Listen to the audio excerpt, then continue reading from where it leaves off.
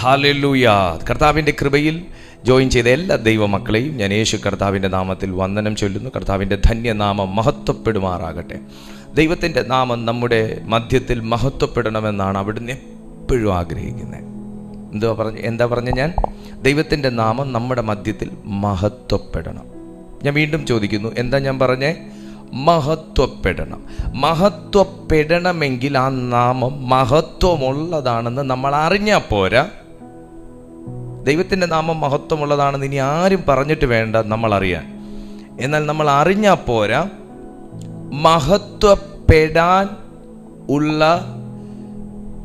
Opportunities, വേദികൾ, അവസരങ്ങൾ നമ്മുടെ മുമ്പിൽ വരുമ്പോൾ ആ നാമത്തെ മഹത്വത്തിൻ്റെ ആ സ്പേസിലേക്ക് നമ്മൾ കൊണ്ടുവരണം. മെല്ലെ മെല്ലെ ആയിരിക്കും ഞാൻ പറയുന്നത് മനസ്സിലാകാൻ പോകുന്നത്. ഒന്നുകൂടെ പറയാം. എൻ്റെ മുമ്പിൽ, നിങ്ങളുടെ മുമ്പിൽ, ഈ മീറ്റിംഗ് ലോകത്തിൻ്റെ വിവിധ ഭാഗങ്ങളിൽ ഇരുന്ന് കാണുന്ന ഓരോ ദൈവമക്കളുടെ മുൻപിലും ജീവിതത്തിലും ദൈവത്തിൻ്റെ നാമം മഹത്വമുള്ളതാണെന്ന് ആരും പറഞ്ഞു തരണ്ട. എന്നാൽ ദൈവത്തിൻ്റെ നാമം മഹത്വപ്പെടുന്നത് ഒരു മനുഷ്യനിലൂടെയാണ്. ഇനി ഒന്നുകൂടെ ഞാൻ പറയാം. മനുഷ്യൻ മഹത്വപ്പെടുമ്പോഴല്ല ദൈവം മഹത്വവൽക്കരിക്കപ്പെടുന്നത്. ദൈവം മഹത്വപ്പെടുന്നത് ദൈവം മഹത്വത്തിൽ തന്നെ വസിക്കുന്ന ദൈവമാണ്. എന്നാൽ മനുഷ്യരുടെ ഇടയിൽ ദൈവത്തിനുണ്ടായിരുന്ന മഹത്വം മനുഷ്യൻ്റെ പ്രവൃത്തിയിലൂടെ ഒരു സമയം നഷ്ടമായിപ്പോയി. ദൈവത്തിൻ്റെ മഹത്വം നഷ്ടമായില്ല, മനുഷ്യരിലുണ്ടായ മഹത്വം. ആ മനുഷ്യരിലുണ്ടായ മഹത്വം, മനുഷ്യർക്കുണ്ടായിരുന്ന മഹത്വം വീണ്ടും ഒരു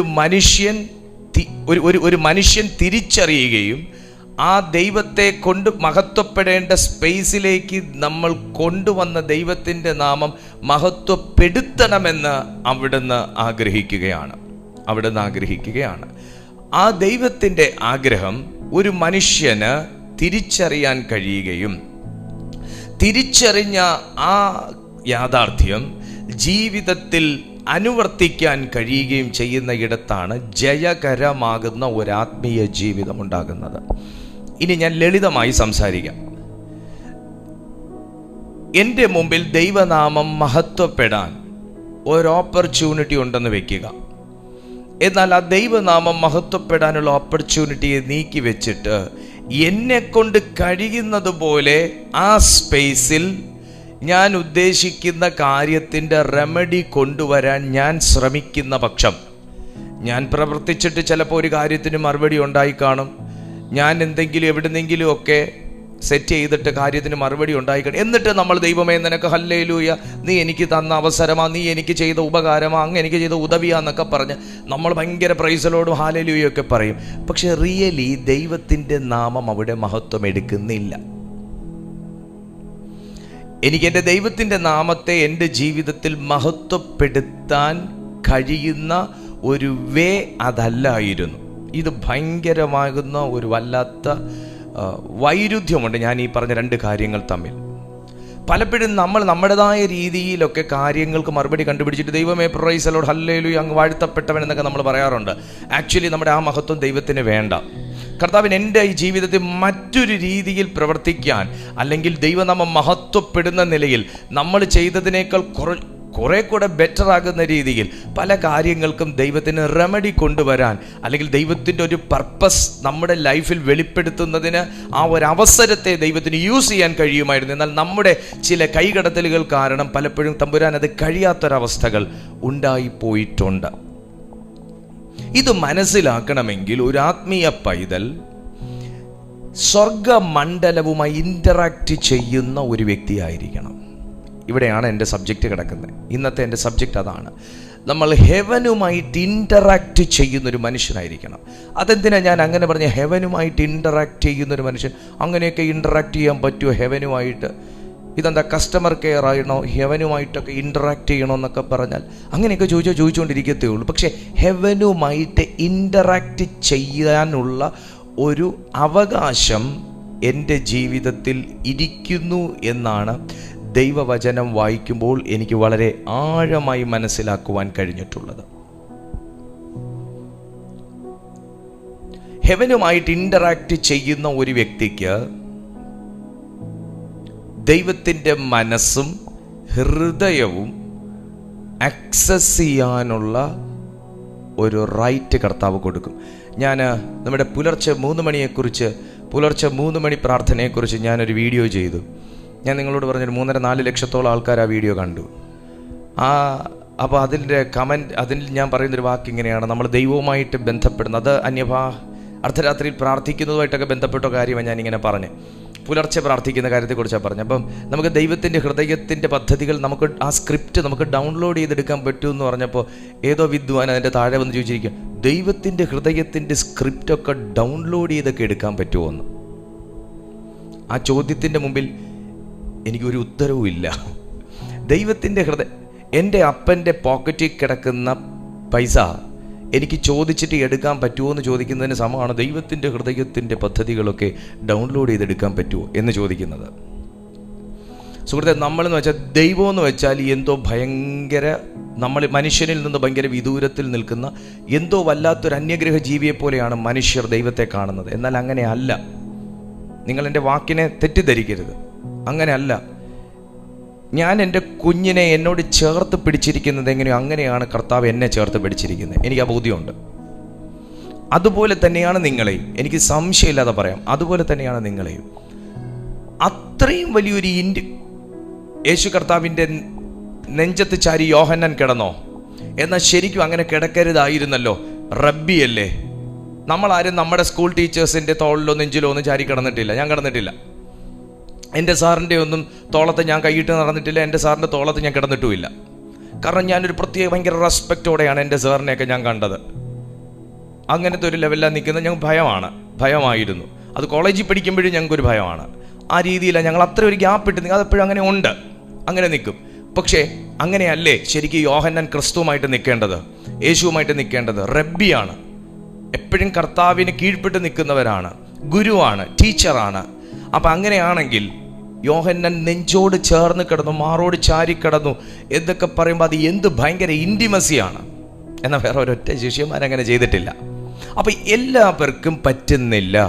എന്നാൽ എല്ലാവർക്കും സാധ്യതയുള്ളതും ചെയ്യാൻ അവകാശമുള്ളതുമാകുന്ന കാര്യം ശിഷ്യന്മാരിൽ പോലും എല്ലാവർക്കും പറ്റാത്തതും യോഹന്നാന് പറ്റിയതുമാകുന്നൊരു കാര്യം, ആത്മീയത്തിൽ തന്നെ എല്ലാവർക്കും പറ്റാത്തതും എന്നാൽ ഭയങ്കര ദാഹമുള്ളവർക്കും പറ്റുന്നതായ കാര്യം,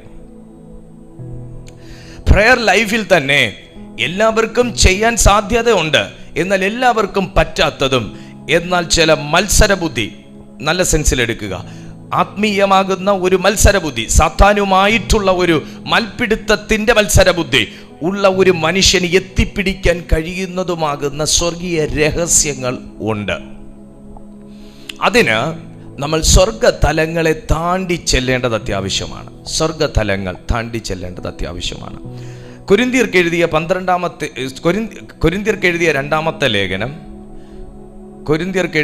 രണ്ടാമത്തെ ലേഖനം എല്ലാ ദൈവമക്കളും ഒന്നെടുത്തേ. മാംബോ കൗഷാല ബ്രാക്കാസിയ.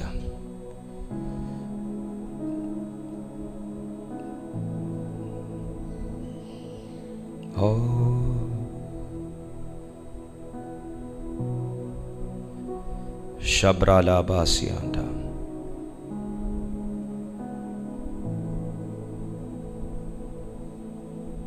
കൊരിന്ത്യർക്ക് എഴുതിയ രണ്ടാമത്തെ ലേഖനം 12-ാമത്തെ അധ്യായം അതിൻ്റെ 2-ാമത്തെ വാക്യം നോക്കിക്കേ. കൊരിന്ത്യർക്ക് എഴുതിയ 2 കൊരിന്ത്യർ 12:2. ക്രിസ്തുവിലുള്ള ഒരു മനുഷ്യനെ ഞാൻ അറിയുന്നു. പൗലോസ് തന്നെ പറഞ്ഞതാ. അവൻ 14 സംവത്സരം മുമ്പേ 3-ാം സ്വർഗത്തോളം എടുക്കപ്പെട്ടു. ശരീരത്തോടെയോ എന്ന് ഞാൻ അറിയുന്നില്ല, ശരീരം കൂടാതെയോ എന്നും അറിയുന്നില്ല, ദൈവം അറിയുന്നു. ആ മനുഷ്യൻ പറുദീസയോളം എടുക്കപ്പെട്ടു. ശരീരത്തോടെയോ ശരീരം കൂടാതെയോ എന്ന് ഞാൻ അറിയുന്നില്ല, ദൈവം അറിയുന്നു. മനുഷ്യന് ഉച്ചരിപ്പാൻ പാടില്ലാത്തതും പറഞ്ഞു കൂടാത്തതുമായ വാക്കുകളെ അവൻ കേട്ടു എന്ന് ഞാൻ അറിയുന്നു. അവനെക്കുറിച്ച് ഞാൻ പ്രശംസിക്കും, എന്നെക്കുറിച്ചോ എൻ്റെ ബലഹീനതകളിലല്ലാതെ ഞാൻ പ്രശംസിക്കുകയില്ല. പൗലോസ്ലീഹായാണ് ഈ 3-ാം സ്വർഗത്തോളം എടുക്കപ്പെട്ട ഒരു മനുഷ്യൻ. എന്നെപ്പോലെ നിങ്ങളെപ്പോലെ ഒരു സാധാരണ മനുഷ്യനായിരുന്ന ഒരു വ്യക്തി, എന്നെപ്പോലെ നിങ്ങളെപ്പോലെ പ്രാർത്ഥിക്കാൻ അറിയാവുന്ന ഒരു മനുഷ്യൻ, ദൈവം പ്രാർത്ഥനയുടെ വരം കൊടുത്തൊരു മനുഷ്യൻ. ആ മനുഷ്യൻ എന്നെപ്പോലെ നിങ്ങളെപ്പോലെ പ്രാർത്ഥനയ്ക്കായി ഒരു സ്ഥലത്ത് വേർതിരിഞ്ഞിരുന്നപ്പോൾ ആ മനുഷ്യൻ്റെ ആത്മീയ സഞ്ചാര പാതയ്ക്കകത്തുണ്ടായ വിപ്ലവകരമാകുന്ന വ്യത്യാസമാണ് ആ മനുഷ്യനെ തടസ്സങ്ങൾ ഭേദിച്ച് മൂന്നാം സ്വർഗത്തോളം എത്തിയത്. മൂന്നാം സ്വർഗം എന്നൊരു വാക്ക് അവിടെ കിടക്കുമ്പോൾ ഒന്നാം സ്വർഗവും രണ്ടാം സ്വർഗവും ഉണ്ട് എന്ന ഒരർത്ഥം ഈ വാക്യത്തിനകത്ത് തന്നെയുണ്ട്. മൂന്നാം സ്വർഗം വരെ മൂന്നാം സ്വർഗം വരെ എന്ന് പറയുമ്പോൾ മൂന്നാം സ്വർഗത്തിനു മുൻപേ ഒരു ഒന്നാം സ്വർഗവും രണ്ടാം സ്വർഗവും ഉണ്ട് എന്ന് നമുക്ക് വിശുദ്ധ ബൈബിളിലൂടെ മനസ്സിലാക്കാം. 2, പൗലോസ്ലീഹ ഇന്ററാക്ട് ചെയ്തത് താൻ താമസിച്ചിരുന്ന ഒന്നാം സ്വർഗമാകുന്ന ഭൗമമണ്ഡലവുമായിട്ടായിരുന്നില്ല. അല്ലെങ്കിൽ അതിനെ കോസ്മോസ് എന്ന് പറയുന്നു. കോസ്മോസ് എന്ന് പറയും നമ്മൾ ഈ ചുറ്റുപാട്, അതായത് ഈ ഒന്നാം സ്വർഗത്തിൻ്റെ പ്രത്യേകത എന്താണെന്ന് ചോദിച്ചാൽ, അല്ലെങ്കിൽ ഈ ഭൗമാന്തരീക്ഷം, ഈ ഭൗമമണ്ഡലം, ഞാനും നിങ്ങളും നിൽക്കുന്ന ഈ സ്ഥലത്തിൻ്റെ പ്രത്യേകത എന്താണെന്ന് ചോദിച്ചു കഴിഞ്ഞാൽ, ഇവിടെ മനുഷ്യരും ജീവികളും മനുഷ്യരും പ്രശ്നങ്ങളും തമ്മിലുള്ള ഇൻ്ററാക്ഷൻസ് ആണ് ഇവിടെ നടക്കുന്നത്. ഈ സ്ഥലത്തിൻ്റെ പ്രത്യേകത, ഈ ഒന്നാം സ്വർഗത്തിൻ്റെ പ്രത്യേകത, ഇവിടെ നമുക്കൊരു ദിവസം ആരംഭിക്കുന്നത് ചിലപ്പോൾ ചിരിച്ചുകൊണ്ടായിരിക്കാം, ചിലപ്പോൾ കരഞ്ഞുകൊണ്ടായിരിക്കാം, ചിലപ്പോൾ ഒരു ദിവസം ആരംഭിക്കുന്നത് ഭയങ്കര എനർജറ്റിക് ആയിട്ടായിരിക്കാം, സന്തോഷത്തോടെ ആയിരിക്കാം. എന്നാൽ ചില ദിവസം ഒട്ടും മൂടില്ലാതെ ആയിരിക്കാം ആരംഭിക്കുന്നത്. ചിലപ്പോൾ ഒരു ദിവസം ഭയങ്കര സന്തോഷത്തോടെ ആരംഭിക്കും, ഉച്ച എത്തുന്നതിന് മുൻപേ മറ്റെന്തെങ്കിലും കാര്യത്തിനകത്ത് നമ്മളെ കണക്റ്റഡ് ആക്കി നമ്മുടെ ആ പകലത്തെ സന്തോഷം കംപ്ലീറ്റ്ലി ഇല്ലാതാകും. ഇത് ഈ ഭൗമമണ്ഡലത്തിൻ്റെ പ്രത്യേകതയാണ്. എന്നാൽ ഒരാത്മീയനെ സംബന്ധിച്ച്, ഞാൻ വേഗം പോകും കേട്ടോ, കാരണം നമുക്ക് പെട്ടെന്ന് നിർത്തേണ്ടത് ആവശ്യമാണ്. ഒരാത്മീയനെ സംബന്ധിച്ചിടത്തോളം അവൻ ജയിക്കേണ്ട ഏറ്റവും പ്രധാനപ്പെട്ട 2 മേഖലകളാണ് നിൽക്കുന്ന ഭൗമതലവും രണ്ടാം സ്വർഗവും. നിൽക്കുന്ന ഈ ഭൗമതലവും രണ്ടാം സ്വർഗവും. ഞാൻ പറഞ്ഞു, മനുഷ്യനോട് ഇടപഴകുന്ന ഒരു സ്ഥലം, മാനുഷിക വികാരങ്ങളാൽ ആക്രമിക്കപ്പെടുന്ന ഒരു സ്ഥലം. മാനുഷിക വികാരങ്ങൾക്കാണ് ഇവിടെ ഏറ്റവും പ്രാധാന്യം, അല്ലെങ്കിൽ ഇവിടെ പ്രാധാന്യം. മാനുഷിക വികാരം. എനിക്കൊരു വ്യക്തിയെ ഇഷ്ടമാണെങ്കിൽ ഞാൻ തോളത്ത് കൈയിട്ടുകൊണ്ട് നടക്കും. എനിക്കൊരു വ്യക്തിയെ ഇഷ്ടമല്ലെങ്കിൽ എങ്ങനെയും വകവരുത്തണം എന്നുള്ളൊരു ചിന്ത. കണ്ടോ, ഇത് 2 വികാരങ്ങൾക്ക് അധിഷ്ഠിതമാണ്. 2 വികാരമാണ്. എന്നാൽ ഒന്ന് വളർത്തുന്ന വികാരം, മറ്റൊന്ന് കൊല്ലുന്ന വികാരം. ഈ വികാരങ്ങൾക്കടിമപ്പെട്ടുള്ള ഒരു ജീവിതം ഒരാത്മീയനും നയിക്കാം, ഒരു പ്രാകൃത മനുഷ്യനും നയിക്കാം. കാരണം ആത്മീയനും ജീവിക്കുന്നത് ഈ കോസ്മോസിലാണ്, ഈ ഭൗമാന്തരീക്ഷത്തിലാണ്, ഈ നമ്മളൊക്കെ പറയുന്ന ഈ സ്വർഗത്തിലാണ് നമ്മൾ ജീവിക്കുന്നത്. ഇവിടെ ഒരു മനുഷ്യൻ ഇവിടം കൊണ്ട് അവന് ഇവിടം വരെ അവന് വളരാം, ഇവിടം അവന് തുടങ്ങാം, അവന് ഇവിടം വരെ വളരാം, അവന് ഇവിടെ തന്നെ തുടരാം. എന്നാൽ ഇതേ ആത്മീയന്റെ ഇടയിൽ നിന്ന് പൗലോസിനെ പോലെ വെളിപ്പാട് പ്രാപിച്ച ഒരു മനുഷ്യനെ സംബന്ധിച്ചിടത്തോളം അവന് ഈ ഒന്നാം സ്വർഗം എന്ന് പറയുന്ന ഈ ഭൗമതലത്തിൽ എന്തുകൊണ്ട് എന്ന ഒരു ചോദ്യം അവൻ്റെ ഹൃദയത്തിൻ്റെ അകത്ത് എഴുന്നേറ്റാൽ അതിൻ്റെ കാരണം കണ്ടെത്തി അവൻ ഈ ഭൗമാന്തരീക്ഷത്തിനകത്ത് ചുറ്റിത്തിരിയത്തില്ല, അവൻ നേരെ മേളിലേക്ക് പോകും. നമ്മുടെ ശാസ്ത്രലോകം ഇവിടം കൊണ്ട് എല്ലാം തീർന്നു, ഇതാണ് ഏറ്റവും വലിയ സ്വർഗം, ഇവിടം കൊണ്ട് എല്ലാം തീർന്ന് കണ്ടെത്തി, അത്രയേ ഉള്ളൂ, ഇനിയൊന്നും കണ്ടെത്താനില്ല എന്ന് കരുതിയിരുന്നുണ്ടെങ്കിൽ നമ്മളിൽ വെള്ളമുണ്ടെന്നും ചൊവ്വയിൽ മനുഷ്യന് താമസിക്കാൻ പറ്റുമെന്നും നമ്മൾ ഈ സ്പേസ് ആകുന്ന സ്പേസ് സ്റ്റേഷൻ മുഴുവൻ നമ്മളിങ്ങനെ കെട്ടിയൊരുങ്ങിയും അണിഞ്ഞിട്ടും പുതിയ റോക്കറ്റ് വിക്ഷേപണം നടത്തിയും ഒന്നും നമ്മൾ കണ്ടെത്തത്തില്ല. മനുഷ്യൻ ചന്ദ്രനിലും എത്തത്തില്ല, ചൊവ്വയിലും എത്തത്തില്ല, വ്യാഴനിലും എത്തത്തില്ല. മനുഷ്യൻ ഇവിടം കൊണ്ട് തീരുന്നതല്ല എന്ന് ചിലർക്ക് തോന്നിയിട്ടാണ് അവർ ഇവിടം വിട്ട് മറ്റൊരു സഞ്ചാരത്തിന് അവർ തയ്യാറായത്. അത് ശാസ്ത്രം. അതെന്തിനാണെന്നറിയാവോ? അതും ബൈബിൾ പറയുന്നത് സത്യമാണെന്ന് തെളിയിക്കാൻ ദൈവം ആ ഒരു റൂട്ട് ഓപ്പൺ ചെയ്തേ. ഞാൻ ഇങ്ങനെ പറഞ്ഞു വരാം.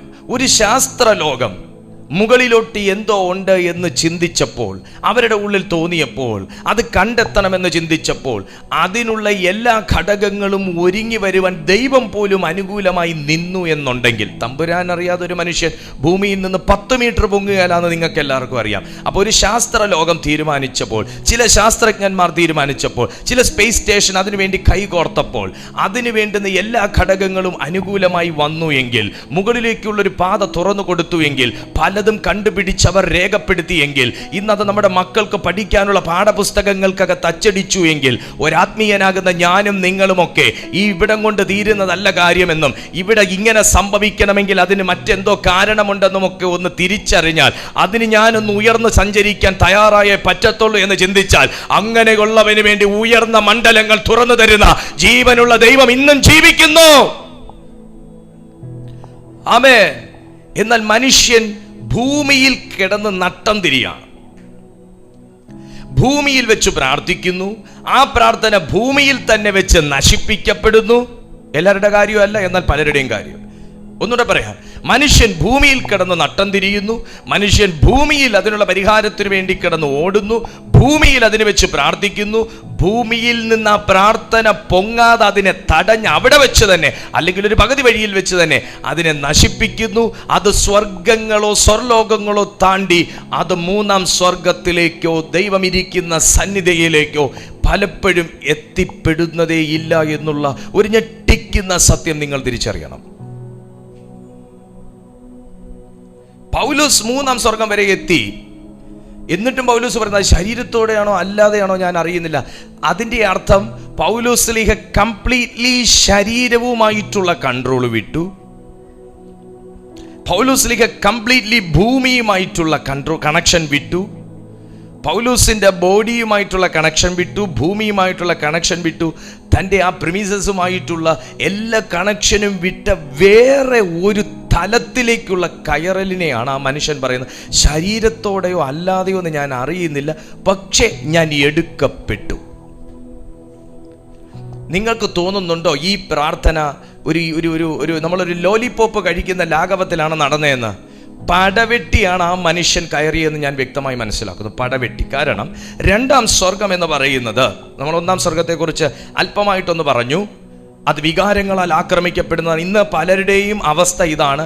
വികാരങ്ങളാൽ ആക്രമിക്കപ്പെടുന്ന ഭൗമമണ്ഡലത്തിൽ കിടന്ന് കറങ്ങുകയാണ്.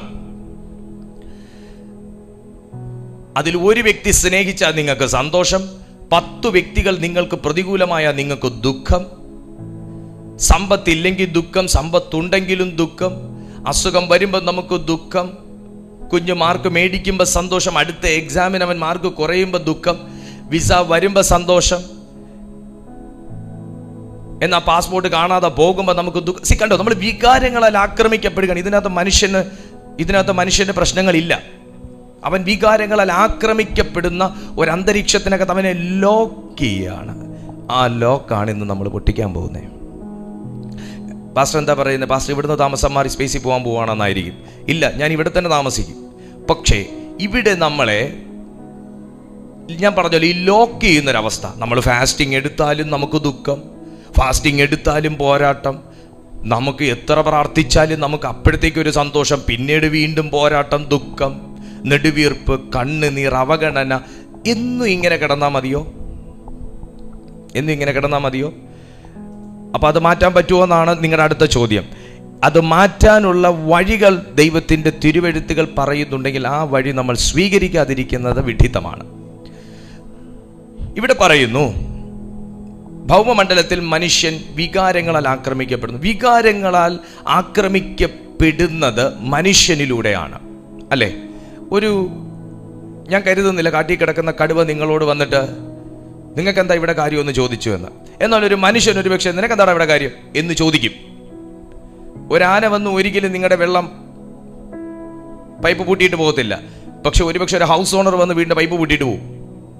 ഇതൊക്കെ മനുഷ്യരിൽ നിന്ന് സംഭവിക്കുന്ന കാര്യങ്ങളാണ്. മനുഷ്യനെ കൊണ്ടാണ് മനുഷ്യന് നേരെ വികാരങ്ങളുടെ വലിയ വിപ്ലവങ്ങൾ ഉണ്ടാക്കുന്നത്. അപ്പം മനുഷ്യൻ വികാരങ്ങൾക്കകത്ത് ലോക്ക.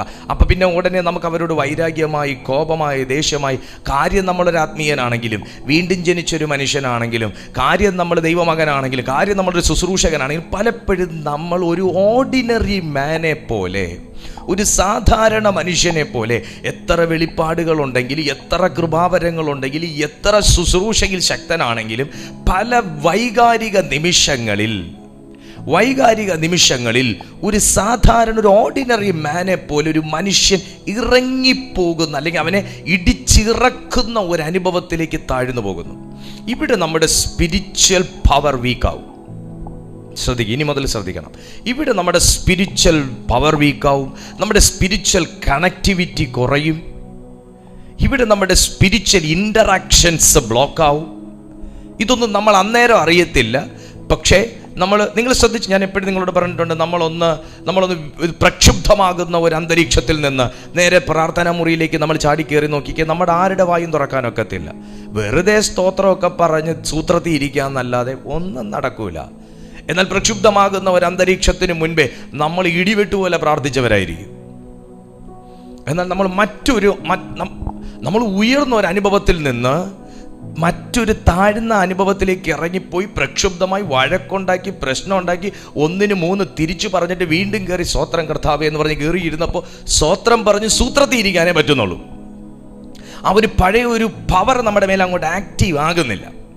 കാരണം ഇതാണ്, നമ്മളെ ഉയർന്നൊരു അനുഭവത്തിൽ നിന്ന് താഴ്ന്നൊരു അനുഭവത്തിലേക്ക് കൊണ്ടുപോയി നമ്മളൊരു ഓർഡിനറി മാനാക്കി, ഒരു വെറും സാധാരണ ഒരു മനുഷ്യനാക്കി, ഒരു ലോകപ്രകാരമുള്ളൊരു മനുഷ്യനാക്കി, നമ്മുടെ സകല സ്പിരിച്വൽ കണക്ടിവിറ്റിയും സ്പിരിച്വൽ ഫ്രീക്വൻസിനകത്തും ട്യൂൺ ചെയ്ത് നമ്മളെ വെറും വേസ്റ്റ് ആക്കിയാണ് നമ്മളെ തിരിച്ച് പ്രാർത്ഥനാ മുറിക്കകത്തേക്ക് കൊണ്ടുവന്നിരിക്കുന്നത്. സോ ഇവിടെ വരുമ്പോൾ നമ്മൾ മടുപ്പാണ്, ഇവിടെ വരുമ്പോൾ നമുക്ക് അലസതയാണ്, ഇവിടെ വരുമ്പോൾ പിന്നെ ആട്ടൊരു മൂടില്ല, പ്രാർത്ഥിക്കാൻ അങ്ങോട്ട് ഒരു നടത്തിപ്പില്ല എന്നൊക്കെ പറഞ്ഞ് നമ്മൾ മെല്ലെ ഇറങ്ങി അങ്ങ് പുറത്തു പോകും. ഇവിടെ നമ്മുടെ സ്പിരിച്വലി ഇവിടെയാണ് സ്പിരിച്വൽ അറ്റാക്ക് നമ്മൾ ഫേസ് ചെയ്യുന്നൊരു സമയം. ഈ ഒരു പ്രാവശ്യം നമ്മൾ പുറത്തു പോകും. പക്ഷെ നാളെ നമുക്ക് പ്രാർത്ഥിക്കാതെ നിൽക്കാൻ പറ്റുകയില്ല എന്നുള്ളൊരു ഘട്ടത്തിലേക്ക് വരുമ്പോൾ ഇതേ സാധനം നമ്മളെ അലട്ടും. കാരണം ഇന്നലെ പ്രാർത്ഥിക്കാൻ പറ്റാത്തതിൻ്റെ 3 ഇരട്ടി ഇപ്പം പ്രാർത്ഥിക്കാൻ പറ്റാത്തൊരവസ്ഥയിലേക്ക് വരും. കാര്യം എന്താ? ആ ഫ്രീക്വൻസി നഷ്ടപ്പെട്ടു. നമ്മൾ ഭയങ്കരമാകുന്നൊരു ഗ്യാപ്പ് ഇട്ടിട്ട് ദൈവസന്നിധിയിൽ ഇങ്ങനെ കൂടി ഗ്യാപ്പ് അകന്നകന്നകന്നക നമുക്ക് കണക്ഷൻ ഇല്ലാതെ വരുന്നു. പിന്നെയും നമ്മൾ ഈ ഭൗമമണ്ഡലത്തിൽ തന്നെ കറങ്ങും. ഏതെങ്കിലും ഒരു പാസ്റ്ററെ കൊണ്ട് പ്രാർത്ഥിപ്പിക്കാം, അല്ലെങ്കിൽ ആരോടെങ്കിലും പ്രാർത്ഥിക്കാം. നമ്മൾ ഈ 1ാം സ്വർഗം വിട്ട്, അല്ലെങ്കിൽ ഈ സാധാരണ ഈ ഒരു ഭൗമ അന്തരീക്ഷത്തിൽ നിന്ന് ഒരാത്മീയന് പൊങ്ങാൻ പറ്റിയിട്ടില്ല എന്നുള്ളതാണ്. എൻ്റെ ചോദ്യം, പൗലോസിന് എന്താ മര്യാദയ്ക്ക് ഈ ഭൂമിയിൽ നിന്ന് പ്രാർത്ഥിച്ചാൽ പോരായിരുന്നോ? ഭൂതങ്ങൾ പുറത്തു പോകത്തില്ലേ? രോഗികൾ സൗഖ്യമാകത്തില്ലേ? ദൈവം വിളിച്ചവനല്ലേ? ദൈവത്തെ കണ്ടവനല്ലേ? അഭിഷേകമുള്ളവനല്ലേ? എല്ലാവരെക്കാൾ അന്യഭാഷയിൽ കൂടുതൽ പ്രാർത്ഥിക്കുന്നവന്. എന്തുകൊണ്ട് അദ്ദേഹം ഇവിടുന്ന് പൊങ്ങി? എന്തുകൊണ്ട് അദ്ദേഹത്തിൻ്റെ പ്രാർത്ഥന നമ്മളെപ്പോലെ ഇങ്ങനെ ആകാതെ ഇങ്ങനെ പോയി? ഈ ഗ്രാഫ് നമ്മൾ മനസ്സിലാക്കണം. അത്രയും ഇമ്പോർട്ടൻ്റ് ആണ് പൗലോസ് മനസ്സിലാക്കിയ ആത്മലോകം എന്ന് പറയുന്നത്. അതിനകത്ത് വളരെ ചെറിയ കണികകൾ മാത്രമേ നമുക്കിതിനകത്ത് കിട്ടിയിട്ടുള്ളൂ. ബാക്കിയൊക്കെ നമ്മൾ വ്യക്തിപരമായി ദൈവത്തോട് ചോദിച്ചും വെളിപ്പാടിലൂടെ മനസ്സിലാക്കിയും ഒക്കെ എടുക്കേണ്ട കാര്യമാണ്. വേഗത്തിൽ ഞാൻ പോട്ടെ. അതിൽ 2ാം സ്വർഗം എന്ന് പറയുന്നത്, 2ാം സ്വർഗത്തിലേക്ക് ഒരു മനുഷ്യൻ കിടക്കുമ്പോൾ നമുക്ക് തോന്നുന്നു, വല്ല വിധേനയും ഭൂമി വിട്ട് സ്വർഗത്തിലേക്ക് എത്തി. മക്കളെ, അവിടെയാണ് ഏറ്റവും വലിയ പോരാട്ടം വീണ്ടും കിടക്കുന്നത്. അതായത് 1ാം സ്വർഗത്തിൽ നമ്മൾ നിൽക്കുന്ന ഈ ഭൂമിയിൽ ഈ അന്തരീക്ഷവുമായി ബന്ധപ്പെട്ട്, ഈ കോസ്മോസുമായിട്ട് ബന്ധപ്പെട്ട് സംഭവിക്കുന്ന സകല പദ്ധതികളും ആവിഷ്കരിക്കുന്ന സ്ഥലം 2ാം സ്വർഗമാണ്. അതായത് നന്മയും തിന്മയും തമ്മിലുള്ള ഒരു യുദ്ധമാണ് അവിടെ നടക്കുന്നത് 2ാം സ്വർഗത്തിൽ. അല്ലെങ്കിൽ ദൂതനും ഭൂതവും തമ്മിലുള്ള ഒരു വലിയ യുദ്ധമാണ്, പോരാട്ടമാണ് 2ാം സ്വർഗത്തിൽ നടക്കുന്നത്. 2ാം സ്വർഗത്തിൽ നടക്കുന്ന നന്മയും തിന്മയും തമ്മിലുള്ളൊരു പോരാട്ടം, ദൂതനും ഭൂതങ്ങളും തമ്മിലുള്ള ഒരു ദൂതഭൂതമണ്ഡലം എന്ന് വേണമെങ്കിൽ നമുക്കതിനെ പറയാം. ദൂതഭൂതമണ്ഡലം എന്ന് നമുക്ക് 2ാം സ്വർഗത്തെ പറയാൻ കഴിയും. കാരണം ഈ തലമാണ് ഒരു മനുഷ്യൻ മനസ്സിലാക്കണമെന്ന് എഫേസ്യർക്ക് ലേഖനം എഴുതിയപ്പോൾ പൗലോസ് ശ്ലീഹ പറഞ്ഞത്. എഫേസ്യർക്ക് എഴുതിയ ലേഖനം 6-ാമത്തെ അധ്യായം, എഫേസ്യർക്ക് എഴുതിയ ലേഖനം 6-ാമത്തെ അധ്യായം അതിൻ്റെ 12-ാമത്തെ വാക്യത്തിലേക്ക് വരുമ്പോൾ നമുക്ക് കാണാം, അതുകൊണ്ട് നിങ്ങൾ നമുക്ക് പോരാട്ടമുള്ളത് ജഡരക്തങ്ങളോടല്ല, വാഴ്ചകളോടും അധികാരങ്ങളോടും. അപ്പോൾ വാഴ്ചകൾ, അധികാരങ്ങൾ, അത് വസിക്കുന്ന സ്ഥലമാണ് 2-ാം സ്വർഗം. അവരെ ദൈവം അവിടെ ആക്കിയേക്കുകയാണ്. അവിടെ ദൂതന്മാരുമുണ്ട്, ഭൂതങ്ങളുമുണ്ട്, ദൂതഭൂതങ്ങളുണ്ട്. ദൂതഭൂതങ്ങളുടെ മണ്ഡലമാണ് സ്വർലോകം. 2-ാമത്തെ ഇതെന്ന് പറയുന്നത് വാഴ്ചകളോടും അധികാരങ്ങളോടും ഈ അന്ധകാരത്തിൻ്റെ ലോകാധിപതികളോടും സ്വർലോകങ്ങളിലെ ദുഷ്ടാത്മസേനയോടും അത്രേ. അപ്പം നമുക്ക് പോരാട്ടം ഉണ്ട് എന്ന് പൗലോസ് അവിടെ പറയുന്നു. എന്നാൽ അത് ജഡരക്തങ്ങളോടല്ല എന്ന് പറയുന്നു. എന്നാൽ നമുക്ക് ഇന്ന് വരെ ഒരു ഭൂതവും നിങ്ങൾക്ക് നേരെ വന്ന് നീ ചുണയുണ്ടെങ്കിൽ എന്നെ ഒന്ന് അടിക്കടാന്ന് പറഞ്ഞിട്ടില്ല. നീ ചുണയുണ്ടെങ്കിൽ എൻ്റെ വസ്തുവിന്മേൽ കാല് കുത്തടാന്ന് പറഞ്ഞിട്ടില്ല. നീ ചുണയുണ്ടെങ്കിൽ എൻ്റെ കയ്യിൽ നിന്ന് ഷെയർ പിടിച്ചു മേടിക്കടാന്ന് പറഞ്ഞിട്ടില്ല. ഒരു ഭൂതങ്ങളും ഒരു ദുഷ്ടാത്മസേനയും വന്നിട്ടില്ല. പക്ഷെ വന്നിട്ടുള്ളതെല്ലാം മനുഷ്യൻ്റെ രൂപത്തിലാണ്. എന്നാൽ പൗലോസ് പറയുന്നു നമുക്ക് ജഡരക്തങ്ങളുമായിട്ട് യാതൊരു പ്രശ്നവുമില്ല. എന്നാൽ പിന്നെ എങ്ങനെയാണ് ഈ പ്രശ്നങ്ങൾ ഉണ്ടാക്കുന്നത്? മനുഷ്യൻ ദുഷ്ടനായി മാറുന്ന ഒരാത്മസേന ഒരു പച്ച മനുഷ്യനിലേക്ക് ആവസിക്കുമ്പോൾ അവനെ ഒരു ദുഷ്ട മനുഷ്യനായിട്ട് നമുക്ക് എണ്ണാൻ കഴിയും. നമ്മുടെ തലച്ചോറിനകത്തുള്ള കോഡിങ്ങിൽ വരുന്നൊരു പ്രശ്നമാണ് അത്. കാരണം മഹാദുഷ്ടൻ എന്ന് നമ്മൾ പറയും. ഇന്ന് പറഞ്ഞത് സത്യമാണ്, ദുഷ്ടനാണ്, പക്ഷെ അത് ആ മനുഷ്യനല്ല. ബൈബിൾ പറയുന്നു ദുഷ്ടാത്മസേന.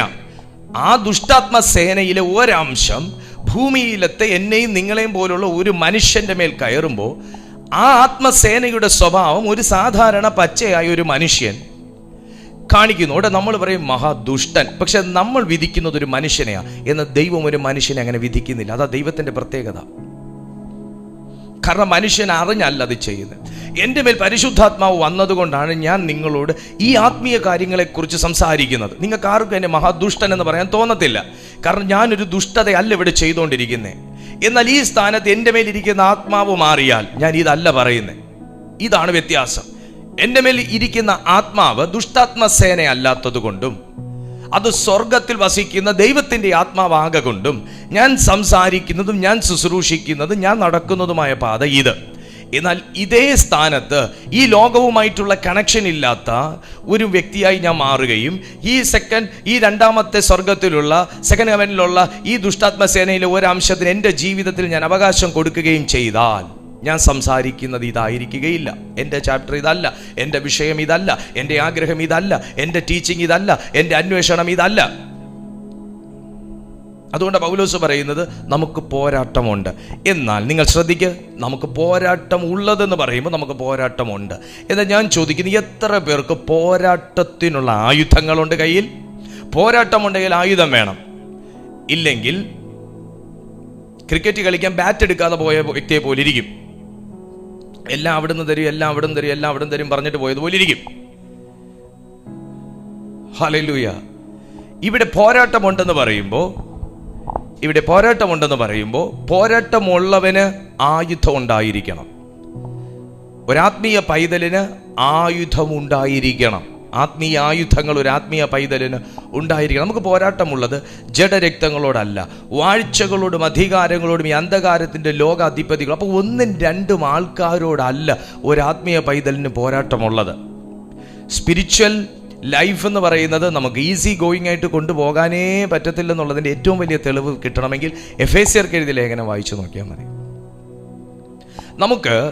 എനിക്ക് പറയാനുള്ളത്, നമ്മൾ കണ്ട് ഇത്രയും വലിയ പ്രശ്നമുള്ള സ്ഥലമാണോ ഈ 2-ാമത്തെ സ്വർഗം എന്ന് നമ്മൾ പറയും. അപ്പോൾ പ്രശ്നമുള്ളിടത്ത് നമ്മൾ കൂടുതൽ സമയം ഇൻവെസ്റ്റ് ചെയ്യും, ശരിയല്ലേ? പ്രശ്നമുള്ളിടത്ത് കൂടുതൽ ഇൻവെസ്റ്റ് ചെയ്യും. പഠിക്കുന്ന മക്കളൊക്കെ ഉണ്ടെങ്കിൽ നിങ്ങൾ ഏറ്റവും കൂടുതൽ ടൈം സ്പെൻഡ് ചെയ്യുന്ന സബ്ജക്റ്റ് ഏതാ? നിങ്ങൾക്ക് ഏറ്റവും ടഫായിട്ടുള്ള സബ്ജക്റ്റാണ് നിങ്ങൾ ഏറ്റവും കൂടുതൽ ടൈം സ്പെൻഡ് ചെയ്യുന്നത്. Am I right? ആണ്. നിങ്ങൾ ട്യൂഷന് പോകുന്ന ഏതിനാ? നിങ്ങൾക്ക് ടഫായിട്ടുള്ള ഒരു സബ്ജക്റ്റിനായിരിക്കും നിങ്ങൾ സ്പെഷ്യൽ ട്യൂഷന് പോകുന്നത്. നിങ്ങൾക്ക് മാത്സ് ഈസി ആണെന്നുണ്ടെങ്കിൽ നിങ്ങൾ ഒരിക്കലും മാത്സ് ട്യൂഷന് പോകത്തില്ല. നിങ്ങൾക്ക് ബുദ്ധിമുട്ടുള്ള ഏതെങ്കിലും ജോഗ്രഫിയോ ഫിസിക്സോ അങ്ങനെയുള്ള കാര്യങ്ങൾ നിങ്ങൾ പോകും. എന്നാൽ ഇവിടെ സ്പിരിച്വൽ ലൈഫിൽ വരുമ്പോൾ തിരിച്ചാ സംഭവിക്കുന്നത്. നമ്മൾ പറയും, ആണോ പാസ്റ്ററെ, രണ്ടാം സ്വർഗത്തിൽ ദുഷ്ടാത്മസേനയും ഭൂതങ്ങളും ദൂതന്മാരും ഒക്കെ ഉള്ളപ്പോൾ നമ്മൾ ഏറ്റവും കൂടുതൽ അവിടെ പോരാടണം പാസ്റ്റർ, നമ്മൾ ഏറ്റവും കൂടുതൽ അവിടെ സ്പെൻഡ് ചെയ്യണം പാസ്റ്റർ, ഏറ്റവും കൂടുതൽ നമ്മൾ അതിനെ ബന്ധിക്കണം പാസ്റ്റർ. അങ്ങനെയല്ലേ നമ്മൾ ചിന്തിക്കുന്നത്? തീർച്ചയായിട്ടും നമ്മൾ അങ്ങനെ ചിന്തിക്കത്തുള്ളൂ. എന്നാൽ ഇത് തിരിച്ചറിയുന്ന ഒരു ആത്മീയ പൈതൽ അവിടെ കിടന്ന് സമയം സ്പെൻഡ് ചെയ്യാൻ തീരുമാനിച്ചാൽ, ഭൂതമുണ്ട്, പോരാട്ടമുണ്ട്, വൈരിയുണ്ട്, ശാപമുണ്ട്, ബന്ധനമുണ്ട്, ഇത് അവിടെ സ്പെൻഡ് ചെയ്യാൻ ശ്രമിച്ചാൽ, ചെളിയിൽ നിൽക്കുന്ന ഒരു മനുഷ്യൻ ഈ ചെളിയിൽ നിന്ന് എനിക്ക് എങ്ങനെയെങ്കിലും രക്ഷപ്പെട്ടേ പറ്റത്തുള്ളൂ എന്ന് പറഞ്ഞ് മേലോട്ട് ജമ്പ് ചെയ്തിട്ട് വീണ്ടും താഴോട്ട് വീഴും. വീണ്ടും ചെളി, എനിക്ക് ഇതിൽ നിന്ന് രക്ഷപ്പെട്ടേ പറ്റത്തു, വീണ്ടും അവിടെ നിന്ന് ജമ്പ് ചെയ്യും, വീണ്ടും താഴോട്ട് വീഴും. മോനെ, നമ്മൾ ഇങ്ങനെ ചെളിയിൽ നിന്ന് മേളിലോട്ട് ജമ്പ് ചെയ്ത് താഴെ, up and down, up and down, up and down, ഇത് തന്നെയായിരിക്കും സംഭവിച്ചുകൊണ്ടിരിക്കുന്നത്. അപ്പൊ പിന്നെ എന്താണ് ചെയ്യേണ്ടത്? രണ്ടാം സ്വർഗത്തിൽ ഇങ്ങനെയുള്ള പ്രശ്നങ്ങളുണ്ടെന്ന് പാസ്റ്റർ പറയുന്നു. പാസ്റ്റർ തന്നെ പറയുന്നു അവിടെ നമ്മൾ കൂടുതൽ സമയം സ്പെൻഡ് ചെയ്യരുതെന്ന്. പിന്നെ എങ്ങനെ ഇതിനെ ജയിക്കും പാസ്റ്റർ? എങ്ങനെ ഇതിനെ ജയിക്കും ബ്രദർ? നമ്മളെല്ലാവരും ഈ രണ്ടാം സ്വർഗത്തിൽ കിടന്നാണ് ഇങ്ങനെ വട്ടം ചുറ്റിക്കൊണ്ടിരിക്കുന്നത്. മേ ബി ഒന്നാം സ്വർഗം നമുക്ക് താണ്ടാൻ കഴിഞ്ഞിട്ടുണ്ടെങ്കിൽ രണ്ടാം സ്വർഗം, കാരണം നമുക്ക് പോരാട്ടത്തെ ജയിച്ചാലല്ലേ പറ്റത്തുള്ളൂ, ബന്ധനത്തെ തകർത്താലല്ലേ പറ്റത്തുള്ളൂ. തീർച്ചയായിട്ടും തകർക്കണം, ഡീൽ ചെയ്യണം, ഡിഫെൻഡ് ചെയ്യണം, കീഴ്പ്പെടുത്തണം, അതിനെ സബ്ഡ്യൂ ചെയ്യണം. വേണ്ടെന്നല്ല ഞാൻ പറയുന്നത്. പക്ഷേ ഒത്തിരി സമയം അതിനു വേണ്ടിയിട്ട് നമുക്ക് സ്പെൻഡ് ചെയ്യാനില്ല. രണ്ടാം സ്വർഗത്തിൽ ഇങ്ങനൊരു പ്രശ്നമുണ്ടെന്ന് നമ്മൾ അനലൈസ് ചെയ്ത് കഴിഞ്ഞാൽ, അവിടുന്നാണ് എനിക്കുള്ള പോരാട്ടം എന്ന് നമ്മൾ തിരിച്ചറിഞ്ഞു കഴിഞ്ഞാൽ, ഉടനെ നമ്മൾ മൂന്നാം സ്വർഗത്തിലേക്ക് ജമ്പ് ചെയ്യണം. അവിടെ നിന്ന് തിരിയാൻ നിൽക്കരുത്. കാരണം വീണ്ടും വീണ്ടും ബന്ധനമെന്നും പോരാട്ടമെന്നും നുകമെന്നും ശാപമെന്നും കെട്ടുകളെന്നും ആഭിചാരമെന്നും മന്ത്രവാദമെന്നും പറഞ്ഞ് ഇട്ടിങ്ങനെ നമ്മളെ വട്ടം ചുറ്റിക്കും. നമ്മൾ ആ ശരിയായ സൺഷിപ്പിലേക്ക് നമ്മൾ കയറണം. ശരിയായ സൺഷിപ്പിലേക്ക് കയറണം, പുത്രത്വത്തിലേക്ക് കയറണം. ചുരുക്കി പറഞ്ഞാൽ, എൻ്റെ മകൻ എൻ്റെ അടുത്ത് വന്നിട്ട്, അപ്പാ ഞാൻ നിൻ്റെ മകനായിക്കോട്ടെ, അപ്പാ ഞാൻ നിൻ്റെ മകനായിക്കോട്ടെ, അപ്പാ ഞാൻ നിൻ്റെ മകനായിക്കോട്ടെ എന്ന് ചോദിച്ചുകൊണ്ടിരുന്നാൽ എനിക്കെന്തോ മറുപടി പറയും. എനിക്ക് മറുപടിയേ പറയാൻ പറ്റത്തില്ല. ഞാൻ നേരത്തെ പറഞ്ഞതുപോലെ, പിതാവിൻ്റെ ഹൃദയത്തിൽ നിന്നുള്ള പദ്ധതികൾ ഡൗൺലോഡ് ചെയ്തെടുക്കാൻ ഇവനാരടാ എന്ന് ചോദിച്ചപ്പോൾ എനിക്ക് തിരിച്ചു പറയാൻ മറുപടി ഇല്ലാത്തതുപോലെ എൻ്റെ കൊച്ച് എന്നോട് വന്നിട്ട്, അപ്പാ ഞാൻ നിൻ്റെ മകനായിക്കോട്ടെ, ഞാൻ നിൻ്റെ മകനായിക്കോട്ടെ, ഞാൻ നിൻ്റെ അവനെന്തെങ്കിലും ഒരു പ്രശ്നമെന്നറിഞ്ഞാൽ അവൻ കാല് വെക്കുന്നതിന് മുന്നേ ഞാൻ കാല് വെച്ചിരിക്കും. അതിനിപ്പം അങ്ങൻ്റെ അപ്പനാകുന്നു, ദയവായി എഴുന്നേറ്റാലും കാലെടുത്ത് വെച്ചാലും അവൻ എന്നോട് പറയണ്ട. ഞാൻ കാല് വെച്ചിരിക്കും, ഞാൻ ആ വിഷയത്തിന്മേൽ ഇറങ്ങിയിരിക്കും. അതവൻ്റെ അപ്പനായതുകൊണ്ടാണ്. ഈ ഒരു ശരിയായ ബോധ്യം, കാരണം നമ്മളെ കർത്താവ് വീണ്ടും ജനിച്ചു കഴിഞ്ഞപ്പോൾ നമ്മളെല്ലാവരും യേശു കർത്താവിനെ വായികൊണ്ട് രക്ഷകനായി സ്വീകരിച്ചു, വായികൊണ്ട് ഏറ്റുപറഞ്ഞ് നമ്മൾ ജലത്തിൽ മുങ്ങി സ്നാനമേറ്റപ്പോൾ, കഴിഞ്ഞ ദിവസം എന്നോടൊരു പ്രിയപ്പെട്ട സഹോദരി ചോദിച്ചായിരുന്നു, നമുക്ക് ജലത്തിൽ, നമ്മൾ കൃപായുഗത്തിലല്ലേ പാസ്റ്റർ, നമുക്ക് ജലത്തിൽ മുങ്ങി സ്നാനം വേണമോ എന്ന് ചോദിച്ചു. 100% 1000% കോടി ശതമാനമല്ല, അതിനുമപ്പുറം നമുക്ക് ജലത്തിൽ മുങ്ങി സ്നാനം വേണം, വേണം, വേണം. അത് ബൈബിളിൻ്റെ കൽപ്പനയാണ്. നമുക്ക് ചെയ്യാൻ അവസരമുണ്ടെങ്കിൽ നമ്മൾ ചെയ്യണം. അപ്പം സ്നാനപ്പെടാത്തവർ സ്വർഗത്തിൽ പോവില്ലേ? സ്നാനത്തെക്കുറിച്ച് അറിയാത്തവർ, അല്ലെങ്കിൽ സ്നാനം എടുക്കണമെന്ന് താല്പര്യം കാണിച്ചിരുന്നിട്ട് പെട്ടെന്ന് ഈ ലോകത്തിൽ നിന്ന് വേർപെട്ടവർ സ്വർഗത്തിൽ കയറൂലേ എന്ന് ചോദിച്ചാൽ, അവരോടുള്ള ദൈവത്തിൻ്റെ കൺസേൺ വേറെ. അവർ അറിഞ്ഞു, അവർ എടുക്കാൻ കാത്തിരുന്നു, എന്നാൽ അവർക്ക് ഈ ലോകത്തിൽ അതിനുള്ള അവസരം നിഷേധിക്കപ്പെട്ടു. ആ ദൈവത്തിന് അവരോടുള്ള കൺസേൺ വേറെ.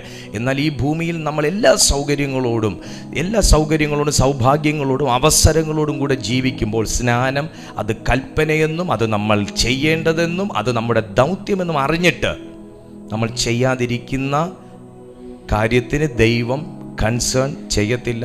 നമ്മളത് ചെയ്യേണ്ട കാര്യമാണ്. നമ്മളോടുള്ള ആ സമീപനമായിരിക്കത്തില്ല അങ്ങനെ പോയവരോടുള്ള സമീപനം. അതുകൊണ്ട് നമ്മൾ സ്നാനം നമുക്കുള്ളതാണ്. ദൈവവചനത്തിൽ പറയുന്നൊരു കൽപ്പനയാണ്. നിശ്ചയമായും നിർബന്ധമായും സ്നാനമേൽക്കാത്ത ദൈവമക്കൾ സ്നാനം എന്തിന് എന്നറിഞ്ഞിട്ട്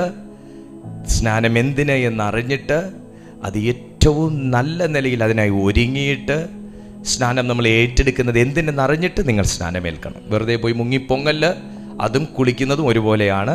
എന്നാൽ നിങ്ങൾ സ്നാനം എന്തിന് എന്നറിഞ്ഞിട്ട് നിങ്ങൾ ജലത്തിൽ മുങ്ങി പൊങ്ങി കർത്താവിൻ്റെ പൊന്നു മക്കളായി തീരണം. Okay, leave it. അപ്പോൾ നമ്മൾ പറഞ്ഞു വന്നത്, നമുക്ക് അവനൊരു പ്രശ്നമെന്നറിഞ്ഞാൽ ഞാൻ ഓടിച്ചെല്ലും. അത് ഞാൻ അവൻ്റെ അപ്പനായതുകൊണ്ടാണ്. അവൻ എൻ്റെ മകനാണെന്നും ഞാൻ അവൻ്റെ അപ്പനാണെന്നും ബോധ്യമുള്ളത് കൊണ്ടാണ് അവൻ എന്നോട് വന്ന് പറഞ്ഞത് ഞാൻ അവന് വേണ്ടി ഓടിച്ചെല്ലുന്നതും. എന്നതുപോലെയാണ് രക്ഷിക്കപ്പെട്ട നമ്മളെ ദൈവ മക്കളായിട്ട്, പ്രിയ മക്കളായിട്ടാണ് കർത്താവ് എണ്ണിയേക്കുന്നത്. എന്നെ കേൾക്കുന്ന പ്രിയപ്പെട്ട സുഹൃത്തെ, നിങ്ങൾക്ക് വീട്ടിൽ ആരും സ്നേഹിക്കാനില്ലായിരിക്കാം, ആരും നിങ്ങളെ ലിസൺ ചെയ്യുന്നില്ലായിരിക്കാം, കൺസേൺ ചെയ്യുന്നില്ലായിരിക്കാം, നിങ്ങളെ കൂടെ കൂട്ടുന്നില്ലായിരിക്കാം, പ്രാർത്ഥിക്കുന്നില്ലായിരിക്കാം, കൊണ്ടുപോകുന്നില്ലായിരിക്കാം, മേടിച്ചു തരുന്നില്ലായിരിക്കാം, നിങ്ങൾ കഴിച്ചോ കുടിച്ചോ ഒന്നും നിങ്ങളെക്കുറിച്ച് അന്വേഷിക്കുന്നില്ലായിരിക്കാം. പക്ഷെ സ്വർഗീയ പിതാവ് അങ്ങനെയല്ല. നിങ്ങളെ കണ്ടുകൊണ്ടേയിരിക്കുന്നു, നിങ്ങളെ കേട്ടുകൊണ്ടേയിരിക്കുന്നു, നിങ്ങൾക്കായി ഒരുക്കിക്കൊണ്ടേയിരിക്കുന്നു. അങ്ങനെ ഒരു പിതാവ് നിങ്ങൾക്കായി ഉണ്ടെന്ന് എനിക്ക് രണ്ട് പക്ഷം ചിന്തിക്കാതെ എനിക്ക് നിങ്ങളോട് ധൈര്യമായിട്ട് പറയാനായിട്ട് കഴിയും. അപ്പം അങ്ങനെ ഒരു കണക്ഷൻ ഞാനും സ്വർഗവും തമ്മിലുണ്ട്, മൂന്നാം സ്വർഗവും തമ്മിലുണ്ട്, ഞാനും എൻ്റെ ദൈവവും തമ്മിലുണ്ട്, കർത്താവും നമ്മളും തമ്മിലുണ്ട്, മനുഷ്യനും ദൈവവും തമ്മിലുണ്ട്. ഈ ഒരു ബോധ്യത്തിലേക്കാണ് ഞാൻ പറഞ്ഞത്, രണ്ടാമത്തെ സ്വർഗത്തിൽ പോരാട്ടമുണ്ടെന്ന് കണ്ടാൽ നമ്മൾ കയറണം. കാരണം വഴിയെ പോകുമ്പോൾ പറയും, നമ്മൾ വഴിയെ പോകുമ്പോൾ ചിലർ ഹെൽമെറ്റ് ഇല്ലാതെയൊക്കെ പോകുമ്പോൾ ചൂണ്ടിക്കാണിക്കും, ഇങ്ങനെ കാണിക്കും. കാരണം അവിടെ പുള്ളി നിപ്പുണ്ട്, ചെന്നാൽ പെറ്റി വീഴുമെന്ന് പറയും. അപ്പോൾ പുറകെ വരുന്ന നമ്മൾ ഫ്രണ്ടിൽ പോയ ഹെൽമെറ്റ് ഇല്ലാതെ പോകുന്ന ചേട്ടനെ നമ്മൾ അങ്ങനെ, പുള്ളിക്ക് ഹെൽമെറ്റ് ഇല്ലാത്തതുകൊണ്ട് എനിക്ക് ഹെൽമെറ്റ് ഉണ്ട്, എന്നെ ആര് കൈ കാണിച്ച് നിർത്താനെന്ന് ചോദിക്കും. അന്നേരമാണ് നേരെ വണ്ടിയും കൊണ്ട് നമ്മൾ നേണ്ടടാ കണ്ടാടാ നല്ല അടിപൊളി ഹെൽമെറ്റാണ് തലയിരിക്കുന്നത് എന്നൊക്കെ പറഞ്ഞ് നേരെ വലിയ നെഞ്ചൊക്കെ വിരിച്ച് നമ്മൾ നേരെ പോകും. പുള്ളി കൈ കാണിക്കും, പോലീസ് കൈ കാണിക്കും, വണ്ടി നിർത്തും. സാർ എനിക്ക് ഹെൽമെറ്റ് ഉണ്ട്. ഞാൻ ഹെൽമെറ്റിൻ്റെ ചെക്കിങ്ങിനല്ല ഇരിക്കുന്നത്, നിൻ്റെ ബുക്കും പേപ്പറും ഇടുന്നു പറയും. അന്നേരമാണ് നമ്മുടെ നെഞ്ചിടിക്കുന്നത്. ബുക്കും പേപ്പർ ഇടും, ഞാൻ പൊല്യൂഷൻ ടെസ്റ്റ് ചെയ്തായിരുന്നു, അയ്യോ ഇൻഷുറൻസിൻ്റെ ഡേറ്റ് കഴിഞ്ഞായിരുന്നു, അയ്യോ ഞാൻ ലൈസൻസ് എടുത്തായിരുന്നു. ഈ കാര്യം നമ്മൾ ഏതെങ്കിലും ഒരു ക്വാളിറ്റിയും കൊണ്ടായിരിക്കും നമ്മൾ നിൽക്കുന്നത്, ഒരു യോഗ്യതയും കൊണ്ടായിരിക്കും നമ്മൾ അടിക്കാൻ നിൽക്കുന്നത്. പക്ഷേ അവിടെ നിൽക്കുന്ന ആൾക്ക് വേറെ കാര്യങ്ങളെക്കുറിച്ച് വകതിരിവുണ്ടെങ്കിൽ നമ്മൾ വീഴും. മനസ്സിലായോ? നമ്മൾ ഈ ഭൂതം പ്രേതം പിശാചി എന്നൊക്കെ പറഞ്ഞ് അവിടെ കിടന്ന് ചുറ്റിത്തിരിഞ്ഞ് നിന്ന് കഴിഞ്ഞാൽ നമ്മൾ ചിലപ്പോൾ ഒരു ലെവലിലായിരിക്കാൻ നിൽക്കുന്നത്, പുള്ളി 18 അടവും പഠിച്ച ആളായിരിക്കും. ഞാൻ ഏതാ പറയുന്നത് മനസ്സിലായോ? സോ നമ്മൾ അവിടെ നിൽക്കേണ്ട, നമ്മൾ നിൽക്കുന്നതും ശുശ്രൂഷ ചെയ്യുന്നതും ഒന്നും നമ്മുടെ ക്വാളിറ്റിയിലല്ല. അല്ല ഞാൻ നിങ്ങളോട് പ്രസംഗിക്കുന്നത്, ഞാൻ ശുശ്രൂഷ ചെയ്യുന്നത്, ഞാൻ ദൈവത്തിൻ്റെ കൃപയിലാണ് നിൽക്കുന്നത്. ഞാൻ നിൽക്കുന്നതല്ല, ദൈവത്തിൻ്റെ കൃപയിലാണ് നിൽക്കുന്നത്. അതല്ലാതെ ഈ ലോകത്തിലുള്ള ഒരു മനുഷ്യർക്കും പറയാൻ പറ്റത്തില്ല എൻ്റെ ക്വാളിറ്റി കൊണ്ട് ഞാൻ ഈ ശുശ്രൂഷ ചെയ്യുന്നു എന്ന് പറയാനൊക്കത്തില്ല. അതുകൊണ്ട് നമുക്കെന്തെങ്കിലും നമ്മൾ ചെയ്യുന്നുണ്ടെങ്കിൽ, എന്തെങ്കിലും നമുക്ക് കീഴ്പ്പെടുന്നുണ്ടെങ്കിൽ അത് യേശുവിൻ്റെ നാമത്തിലാണ്. കർത്താവിൻ്റെ ലീഡർഷിപ്പിൽ നിർത്തി വളർത്തി വലുതാക്കിയ മക്കളോട് പോലും യേശു പറഞ്ഞു, എൻ്റെ നാമത്തിൽ ഭൂതങ്ങൾ നിങ്ങൾക്ക് കീഴടങ്ങും. കർത്താവിൻ്റെ ലീഡർഷിപ്പാണ്. ഡയറക്റ്റ് കോച്ചിങ് കിട്ടിയ വ്യക്തിയാണ്, ദൈവത്തിൽ നിന്ന് ഡയറക്റ്റ് കോച്ചിങ് കിട്ടിയ ശിഷ്യന്മാരാണ്. അവർക്ക് അങ്ങനെ ഒരു ആവശ്യമുണ്ടെന്ന് എനിക്ക് തോന്നുന്നില്ല, അല്ലേ? അവർക്ക് കർത്താവിൻ്റെ നാമത്തിൽ ഞങ്ങൾ കർത്താവിൻ്റെ അടുത്തുനിന്നാണ് വരുന്നത് നിനക്ക് അറിഞ്ഞൂടെ എന്ന്. പക്ഷെ അവിടെ പോലെ യേശു പറഞ്ഞു എൻ്റെ നാമത്തിൽ. ഇത് ഭയങ്കര ഇമ്പോർട്ടൻ്റാണ്. എനിക്ക് നിങ്ങളോട് സംസാരിക്കണമെങ്കിലും, എനിക്ക് ഭൂതത്തോട് കൽപ്പിക്കണമെങ്കിലും, എനിക്ക് രോഗാത്മാവിനോട് കൽപ്പിക്കണമെങ്കിലും കർത്താവിൻ്റെ നാമത്തിൽ നമുക്ക് ആ സ്വർലോകങ്ങളിൽ രണ്ടാമത്തെ സ്വർഗത്തിൽ നമുക്ക് പോരാട്ടമാണുള്ളത്. അവിടെ മെമ്പർഷിപ്പ് അല്ല നമുക്കുള്ളത്. നമുക്കിവിടെ പോരാട്ടമാണുള്ളത്, അവിടെ നമുക്ക് മെമ്പർഷിപ്പ് അല്ല ഉള്ളത്. സോ നമ്മളവിടെ പോരാടുമ്പോൾ നമ്മൾ എപ്പോഴും വിജിലൻ്റ് ആയിരിക്കണം. ഇവിടെ നിൽക്കുന്ന 6 എണ്ണത്തിനെ വെടിയിട്ട് വീഴ്ത്തി എന്നാൽ നോക്കട്ടെ, ഇനി ഇവിടെ എൻ്റെ ചുറ്റിനും ആരെങ്കിലും വരും, അവിടെ നിൽക്കരുത്, ചാടി മേളിൽ കയറണം. കാരണം മൂന്നാമത്തെ സ്വർഗത്തിൽ ഒരു വ്യക്തിക്ക് എത്തിക്കഴിഞ്ഞാൽ യഥാർത്ഥ യുദ്ധം എവിടെ നടക്കുന്നു എന്ന് അനലൈസ് ചെയ്യാൻ കാണും. ഞാൻ ഇനി ഇതും കൂടെ പറഞ്ഞാൽ നിർത്താൻ പോവുക. കാരണം പലർക്കും എവിടെ നിന്നാണ് ഫൈറ്റ് എന്നറിയത്തില്ല. ഇത് ഫൈറ്റ് എവിടെ പ്രാർത്ഥിച്ചു വിട്ട ഒരു കേസ്, പ്രാർത്ഥിച്ച് സൗഖ്യമായ ഒരു രോഗം, നമ്മൾ പ്രാർത്ഥിച്ച് വിടുതലെടുത്ത ഒരു കാര്യം വീണ്ടും ആവർത്തിച്ച് നമ്മുടെ ജീവിതത്തിൽ വരുന്നു. നമ്മൾ കൊളാപ്സ് ആകത്തില്ലേ? നമ്മൾ കൺഫ്യൂസ് ആകത്തില്ലേ? ആകും. എന്നാൽ അതെന്തുകൊണ്ടെന്ന് ചിന്തിച്ചിട്ട് അറിയത്തില്ല, എന്തുകൊണ്ടെന്ന് റിസർച്ച് ചെയ്തിട്ട് അറിയത്തില്ല. ഇത് നമുക്ക് അറിയാൻ കഴിയണമെങ്കിൽ രണ്ടാം സ്വർഗത്തിൽ തുടരുന്നൊരു വ്യക്തിക്ക് പറ്റത്തില്ല. കാരണം ഇത് കുറച്ചും കൂടെ ഹയർ റാങ്കിങ്ങിൽ നിൽക്കേണ്ട ഒരു കേസാണ്. ഹയർ റാങ്കിങ്ങിൽ നിന്ന് സ്റ്റഡി ചെയ്യേണ്ട ഒരു കേസാണ്. ഇവിടെ 3നും 1നും ഇടയിൽ നമ്മൾ നിൽക്കുന്നതേ ഉള്ളൂ.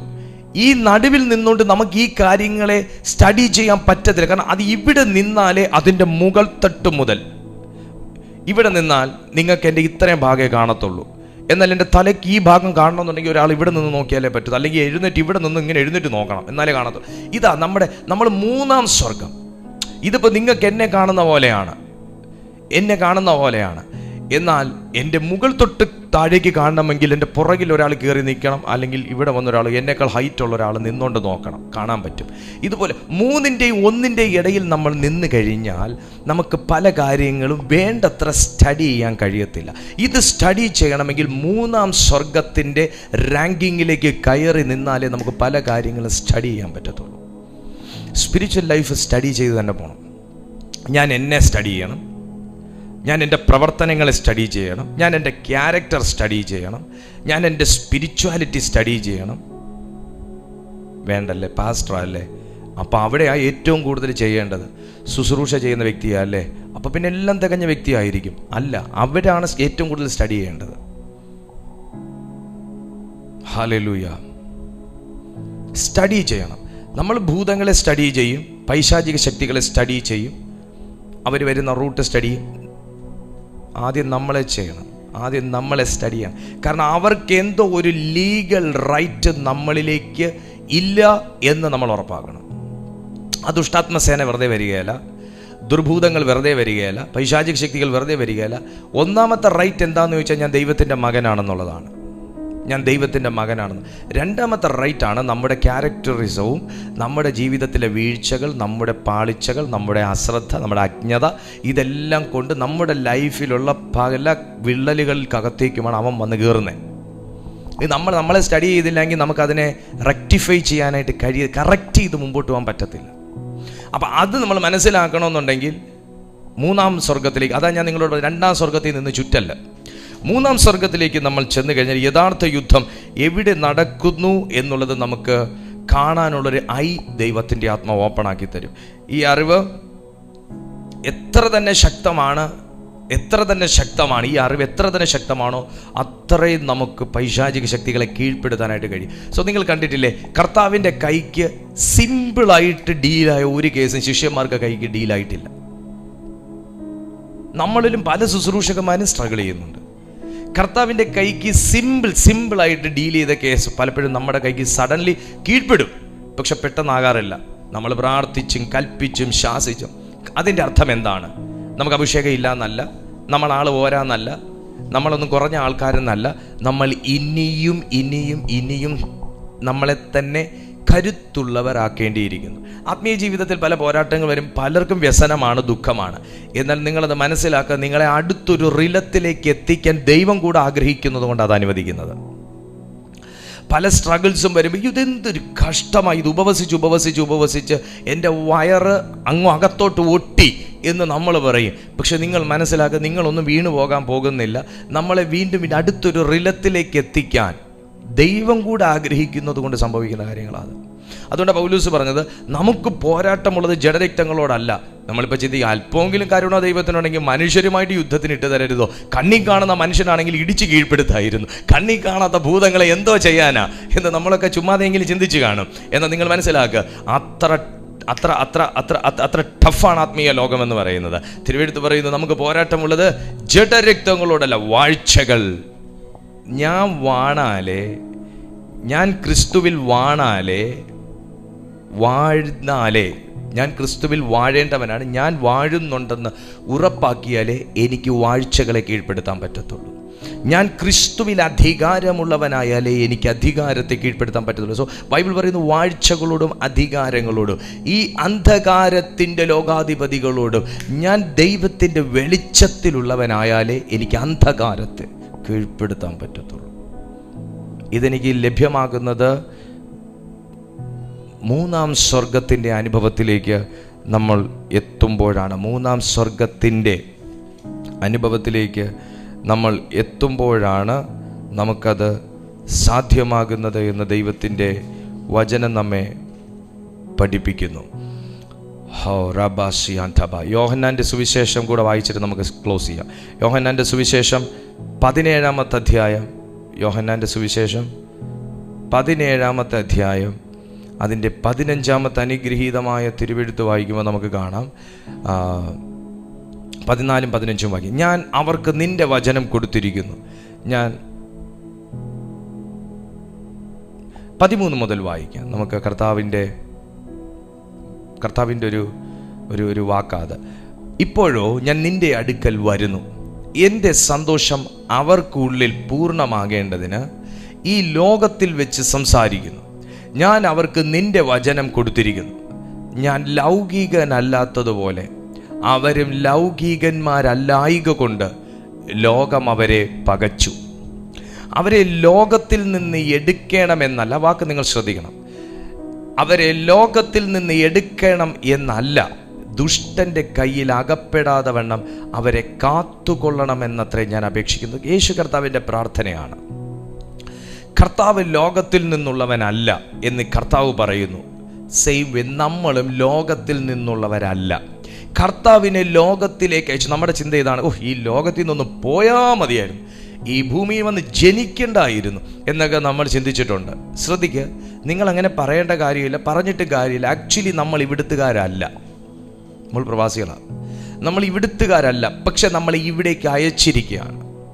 യേശു കർത്താവ് ഇവിടത്തെ ആളല്ല, യേശു കർത്താവിനെ ലോകത്തിലേക്ക് അയച്ചതാ. അതുപോലെ നമ്മളെ അയച്ചേക്കുന്നത്. യേശു കർത്താവിന് ഇവിടെ വന്നിട്ടൊരു മിനിസ്ട്രി ഉണ്ടായിരുന്നു. അതുപോലെ എനിക്കും നിങ്ങൾക്കും ഇവിടെ മിനിസ്ട്രി ഉണ്ട്. നമുക്ക് നമ്മൾ നിൽക്കുന്ന ആ സർക്കംസ്റ്റാൻസസിൽ ചെയ്യേണ്ട, ആ പ്രിമിസസിൽ ചെയ്യേണ്ട, ആ എൻവയോൺമെൻറ്റിൽ ചെയ്യേണ്ട ചില മിനിസ്ട്രീസ് ഉണ്ട്. അതുകൊണ്ട് യേശു പറയുന്നത് അവരെ ലോകത്തിൽ നിന്ന് എടുക്കണമെന്നല്ല. നമ്മളും പറയുന്നു, ഇയാളെ ഒന്ന് കെട്ടി എടുത്തായിരുന്നെങ്കിൽ മതിയായിരുന്നു. പറയരുത്. അവരെ എടുക്കാനും പറ്റത്തില്ല, നമുക്കൊട്ട് ഇവിടുന്ന് പോകാനും പറ്റത്തില്ല ദൈവം വിളിക്കാതെ. എല്ലാത്തിനും പരിഹാരമായി. ഞാൻ ഇന്ന് ഞാനൊരു വ്യക്തിക്ക് വേണ്ടി പ്രാർത്ഥിച്ചപ്പോൾ പറഞ്ഞതാ, വീട്ടിൽ ചില സാമ്പത്തിക വിഷയങ്ങളുമായിട്ട് സംസാരിച്ചപ്പോൾ കൂടുതൽ എന്നെ ബുദ്ധിമുട്ടിച്ചാണ്ടല്ലോ, ഞാൻ ഒരു പിടി കയറിൽ അങ്ങ് അവസാനിപ്പിച്ച് കളയും. What use? ഒരു പിടി കയറിൽ അവസാനിപ്പിക്കുമെന്ന് നമ്മൾ പറയും. ഒരു പിടി കയറിൽ അങ്ങോട്ട് തുടങ്ങുന്നതേ ഉള്ളൂ. പിന്നെ കാര്യങ്ങൾ, പിന്നെ ആ ആത്മാവ് സ്വർഗത്തിൽ കയറാൻ പെടുന്ന പാട് കയറത്തുമില്ല. അതുകൊണ്ട് ആരെങ്കിലും ജീവിതം അങ്ങ് അവസാനിപ്പിച്ചെങ്കിൽ കൊള്ളായിരുന്നു എന്ന് പറഞ്ഞ് തീർച്ചയായിട്ടും ഇതിനകത്ത് ആരെങ്കിലും ഇരിക്കുന്നുണ്ടായിരിക്കും. അതുകൊണ്ടാണല്ലോ ഈ വാക്യം ഇപ്പോൾ വന്നത്. അങ്ങനെ ജീവിതം അവസാനിപ്പിക്കാനുള്ളതല്ല, ജീവിതം ജീവിക്കാനുള്ളതാ.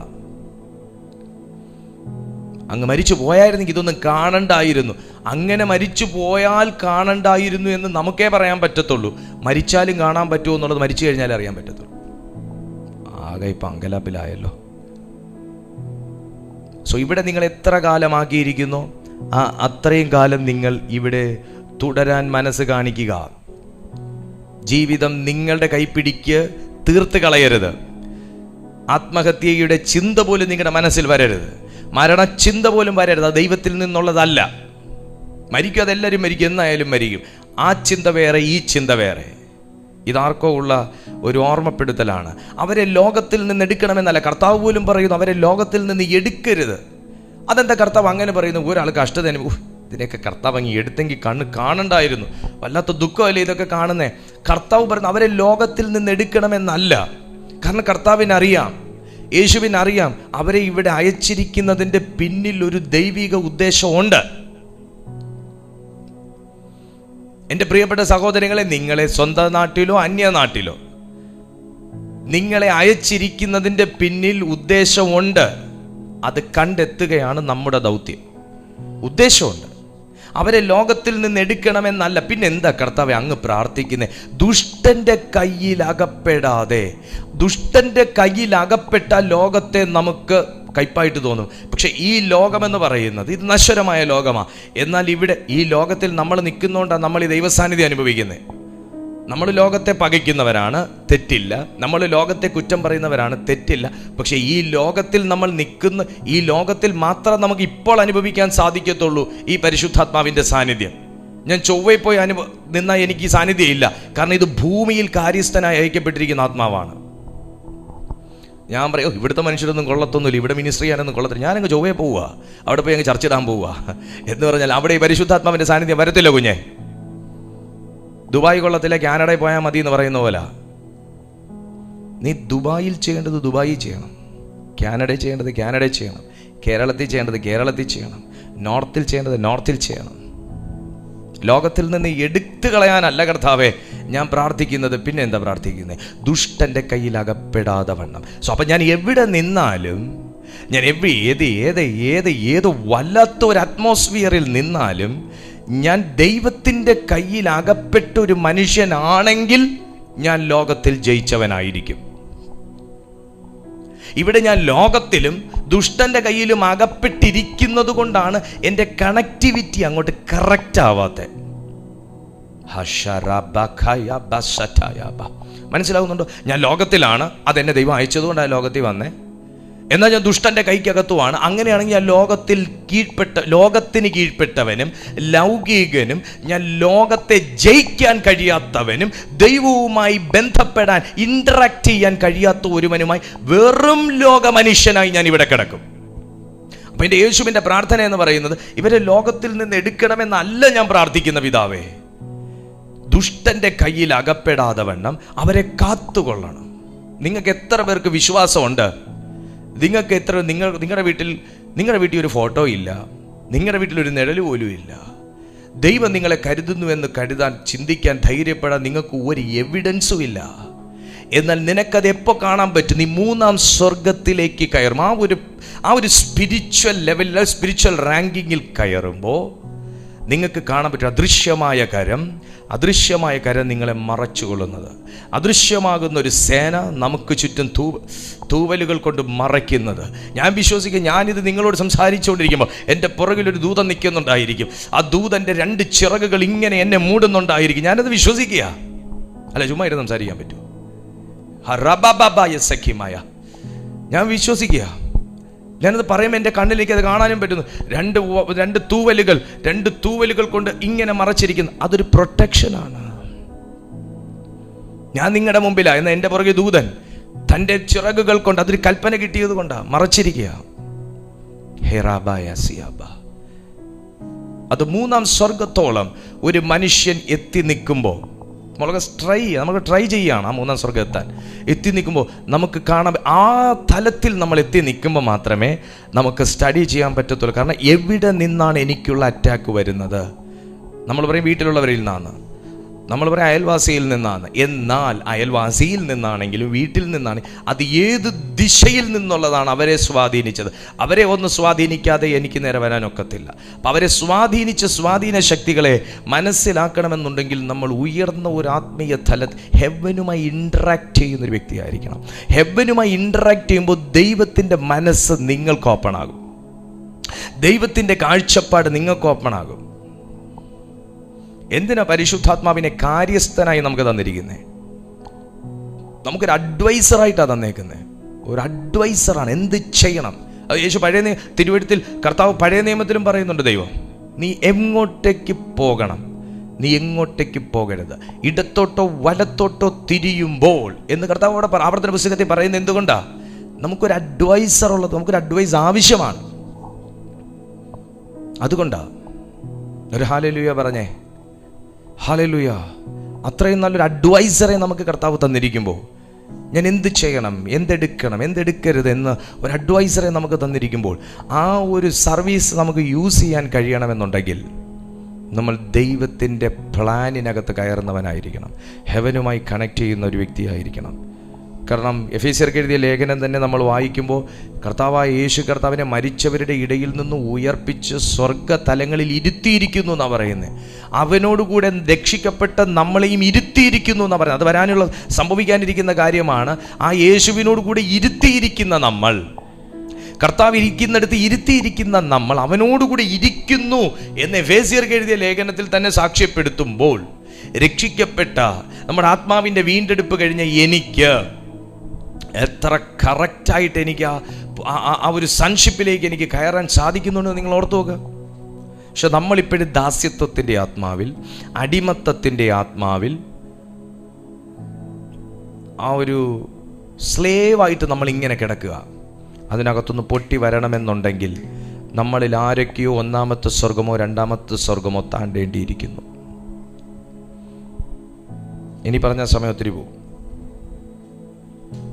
ദൈവം എന്താണ് ചെയ്യുന്നതെന്നും പറയുന്നതെന്നും നമുക്ക് കാണാൻ കഴിയുന്ന, നമുക്ക് പ്രവേശിക്കാൻ കഴിയുന്ന ഒരു മണ്ഡലമാണ് മൂന്നാം സ്വർഗം എന്ന് പറയുന്നത്. ഞാൻ ഒരു വാക്യം കൂടെ വായിച്ചിട്ട്, കൊലോസ്യർക്ക് എഴുതിയ ലേഖനം 2-ാമത്തെ അധ്യായം 15-ാമത്തെ വാക്യം. കൊലോസ്യർക്ക് എഴുതിയ ലേഖനം 2-ാമത്തെ അധ്യായം അതിൻ്റെ 15-ാമത്തെ വാക്യത്തിലേക്ക് നമ്മൾ വായിക്കുമ്പോൾ കാണാം, വാഴ്ചകളെയും അധികാരങ്ങളെയും ആയുധവർഗം വെപ്പിച്ച് ക്രൂശിൽ അവരുടെ മേൽ ജയോത്സവം കൊണ്ടാടി അവരെ പരസ്യമായ കാഴ്ചയാക്കി. കർത്താവായ യേശു ക്രിസ്തു നമുക്ക് വേണ്ടി ചെയ്തതാ. വാഴ്ചകളെയും അധികാരങ്ങളെയും കർത്താവ് അത് കീഴ്പ്പെടുത്തിയത് എങ്ങനെയാണ്? കർത്താവിൻ്റെ സ്പിരിച്വൽ റാങ്ക് നോക്കിയാൽ മാത്രം മതി എങ്ങനെയാണ് കീഴ്പ്പെടുത്തിയെന്ന് മനസ്സിലാക്കുക. കർത്താവിൻ്റെ ലൈഫ് സ്റ്റൈൽ നോക്കിയാൽ മാത്രം മതി എങ്ങനെയാണ് കീഴ്പ്പെടുത്തിയെന്ന് മനസ്സിലാക്കുക. കർത്താവിൻ്റെ ക്യാരക്ടറിസം പഠിച്ചാൽ മതി എങ്ങനെയാണ് കീഴ്പ്പെടുത്തിയെന്ന് മനസ്സിലാക്കുക. കർത്താവിൻ്റെ കണക്ടിവിറ്റി എവിടെയാണെന്ന് നമ്മൾ നോക്കിയാൽ മതി എങ്ങനെയാണ് കീഴ്പ്പെടുത്തിയെന്ന് മനസ്സിലാക്കുക. അങ്ങനെ ഒത്തിരി കാര്യങ്ങൾ യേശുവിനെ നോക്കി പഠിക്കാൻ നമുക്കുണ്ട്. അതുകൊണ്ട് പറഞ്ഞ വാഴ്ചകളെയും അധികാരം. അപ്പോൾ എവിടെയാണ് കർത്താവ് ജയിച്ചത്? 2-ാം സ്വർഗമാണ് ജയിച്ചത്. രണ്ടാം സ്വർഗം എന്ന് പറയുന്നത് ദൂതഭൂതഗണങ്ങളുടെ മണ്ഡലമാണ്. അവിടെ വാഴ്ചകളും അധികാരങ്ങളും ദുഷ്ടാത്മസേനയും ലോകാധിപതികളും എല്ലാം ഉണ്ടെന്ന് എഫേസ്യർക്ക് എഴുതിയ ലേഖനം 6:12 പറയുമ്പോൾ, കൊലോസ്യർ 2:15 പറയുന്നു, ഇതേ വാഴ്ചകളെയും അധികാരങ്ങളെയും ആയുധവർഗം വെപ്പിച്ചു. നമുക്ക് എഗെയിൻസ്റ്റായിട്ട് നിൽക്കുന്ന തിന്മയുടെ ശക്തികളെ ആയുധവർഗം വെപ്പിക്കണമെന്നുണ്ടെങ്കിൽ ജയാളിയായ യേശുവിനോട് കൂടെയുള്ള ജീവിതം നമ്മൾ സ്റ്റാർട്ട് ചെയ്യണം. ആ സൺഷിപ്പിൽ നമ്മൾ നിൽക്കണം, പുത്രത്വത്തിൽ നമ്മൾ നിൽക്കണം. പിതാവിനെ അവഗണിക്കാത്ത, അനുസരണക്കേട് കാണിക്കാത്ത, മറുതലിക്കാത്ത ഒരു, ഇന്നലെ ഞാൻ പറഞ്ഞതുപോലെ ഏതൊരു അനുഗ്രഹത്തിൻ്റെയും പ്രഥമമാകുന്ന കീ എന്ന് പറയുന്നത് ഒബീഡിയൻസ് ആണെന്ന് ഞാൻ പറഞ്ഞതുപോലെ, ആ ദൈവശബ്ദം, അത് നമ്മൾ ദൈവശബ്ദം കേൾക്കണമെങ്കിൽ നമുക്ക് ഹെവനുമായിട്ടൊരു ഇൻറ്ററാക്ഷൻ ഉണ്ടാവണം, ഒരു ബന്ധം ഉണ്ടാവണം. ഹല്ലേലൂയ.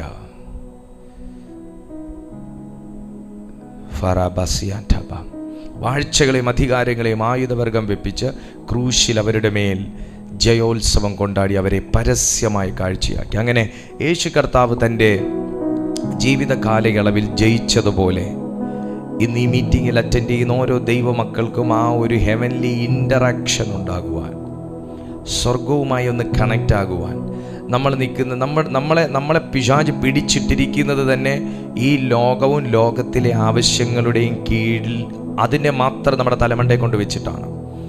നമ്മുടെ മക്കൾ, നമ്മുടെ കുടുംബം, നമ്മുടെ ഭാവി, നമ്മുടെ വീട്, നമ്മുടെ ജോലി, നമ്മുടെ കാറ്, നമ്മുടെ ബംഗ്ലാവ്, നമ്മുടെ കടം, ഇതിനകത്ത് ഇതെല്ലാം ഒരു മനുഷ്യൻ ഡീല് ചെയ്യേണ്ടത് തന്നെയാണ്.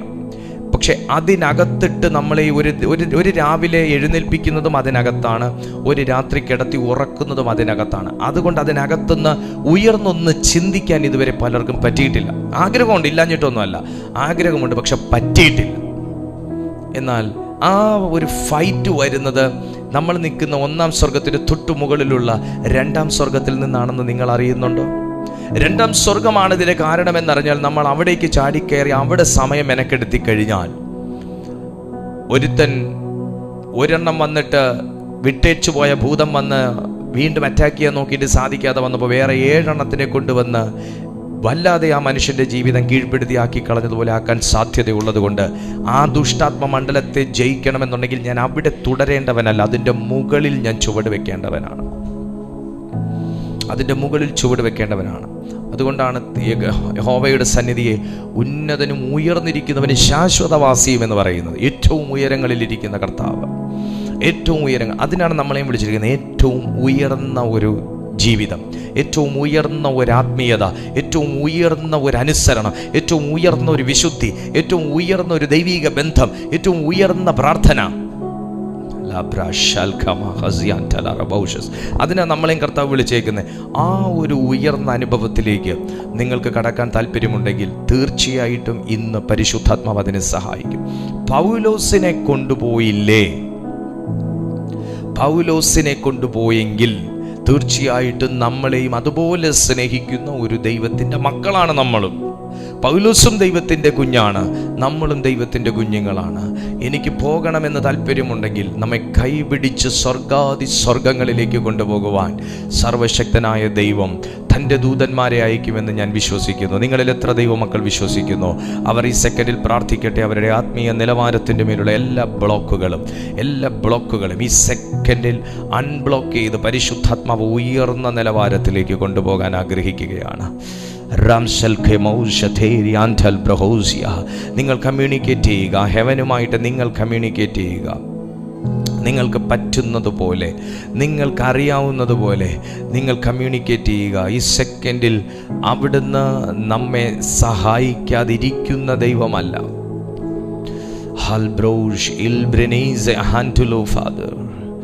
ഈ സെക്കൻഡിൽ നിങ്ങൾക്ക് ആഗ്രഹമില്ലേ ദർശനങ്ങൾ കാണാൻ? നിങ്ങൾക്ക് ആഗ്രഹമില്ലേ സത്യാവസ്ഥ എന്താണെന്ന് മനസ്സിലാക്കാൻ? നിങ്ങൾക്ക് ആഗ്രഹമില്ലേ?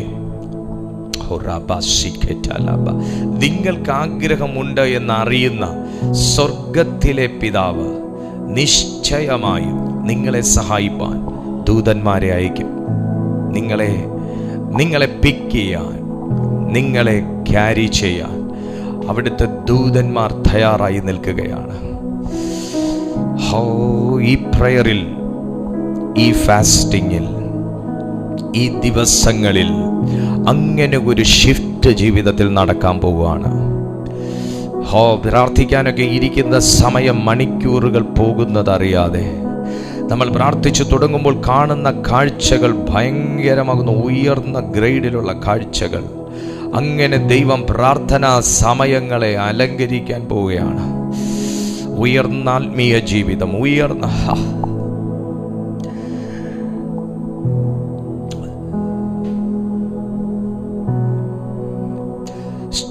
സ്തുതിയെത്ര ചൊന്നാലും മതിയാകില്ലേശുവേ, സ്വർഗവും അങ്ങെപ്പോലായില്ലേ. സ്തുതിയെത്ര ചൊന്നാലും മതിയാകില്ലേശുവേ, സ്വർഗവും അങ്ങെപ്പോലാരില്ലേ. അങ്ങേ ആരാധിക്കുന്നേ, അങ്ങേ സ്നേഹിച്ചിടുന്നേ, അങ്ങേ ആരാധിക്കുന്നേ, അങ്ങേ സ്നേഹിച്ചിടുന്നേ. കർത്താവിനെ സ്നേഹിക്കുന്ന ആരെങ്കിലും ഇതിനകത്തുണ്ടെങ്കിൽ, നമ്മൾ ചുമ്മാ പ്രാർത്ഥിക്കുന്നതോ നമ്മൾ അന്യഭാഷയിലൊക്കെ കുറച്ച് സമയം ഇരിക്കുന്നതോ മാത്രമല്ല ആത്മീയത എന്നൊക്കെ തിരിച്ചറിയുന്നുണ്ടെങ്കിൽ, അതിനുമപ്പുറം വിശുദ്ധന്മാർ സഞ്ചരിച്ച, നമുക്ക് മുന്നേ ഉള്ള പിതാക്കന്മാർ സഞ്ചരിച്ച, നമുക്ക് മുന്നേ പോയവർ കടന്നു ചെന്ന, അവർ എത്തിപ്പിടിച്ച ഒത്തിരി പടവുകൾ താണ്ടുവാൻ ഇനിയും എനിക്കുണ്ടെന്ന് തിരിച്ചറിയുന്നുണ്ടെങ്കിൽ, ആ പിതാക്കന്മാരുടെയൊക്കെ മേൽ ദൈവം പകർന്നു കൊടുത്ത അളവില്ലാത്ത ആ കൃപയൊക്കെ എൻ്റെ മേൽ ഒന്ന് പകരണമേ എന്ന്.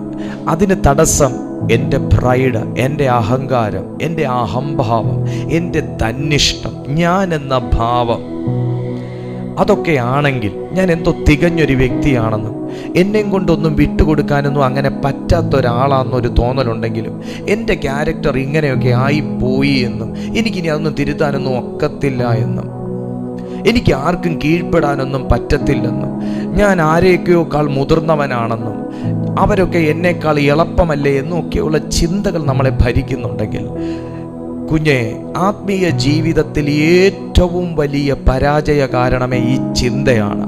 എൻ്റെ അബ്ബായെ ഒന്ന് നോക്കിയേ, എൻ്റെ യേശുവിനെ ഒന്ന് നോക്കിയേ. കർത്താവ് ഇരുന്ന സന്നിധിയിൽ നിന്ന് എഴുന്നേറ്റ് അവൻ തുവർത്തെടുത്ത് അവൻ്റെ അരയിൽ ചുറ്റി ശിഷ്യൻ്റെ മുമ്പിൽ മുട്ടുകുത്തി ശിഷ്യന്മാരുടെ പാദം കഴുകണമെന്നുണ്ടെങ്കിൽ നിങ്ങൾ പറ, ഈ ലോകം കണ്ട ഏറ്റവും വലിയ അഭിഷിക്തൻ മനുഷ്യനായ ഒരുവനാണോ? ഈ ലോകം കണ്ട ഏറ്റവും വലിയ അഭിഷിക്തൻ മനുഷ്യപുത്രനായ യേശുവാണോ? ദൈവപുത്രനും മനുഷ്യപുത്രനുമായി അവതരിച്ച യേശുക്രിസ്തുവാണ് ഏറ്റവും വലിയ അഭിഷിക്തൻ.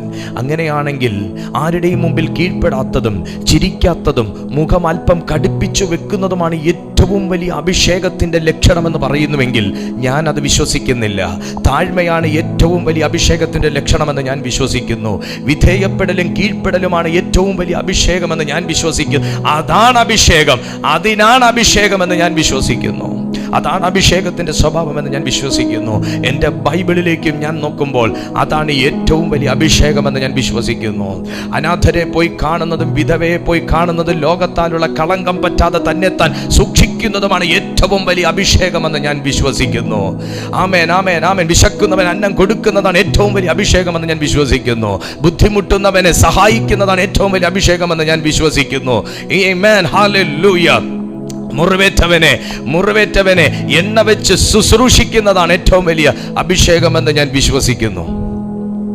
അതാണ് ശുശ്രൂഷ എന്ന് ഞാൻ വിശ്വസിക്കുന്നു. ഉയർന്ന സ്വർഗത്തിലേക്ക് കടന്നവർക്ക് അത് ചെയ്യാനൊക്കത്തുള്ളൂ. ഉയർന്ന സ്വർഗീയ അനുഭവം.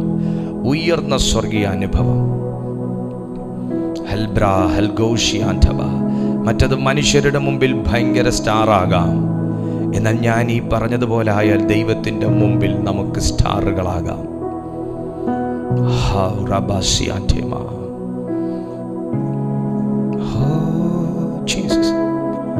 ഒരസാധാരണമാകുന്ന ദൈവ സാന്നിധ്യം ഇതിനകത്ത് ഒഴുകുന്നു. ആരുടെയൊക്കെയോ മേൽ ആ പരിശുദ്ധാത്മാവിൻ്റെ തൈലം വീഴുന്നു.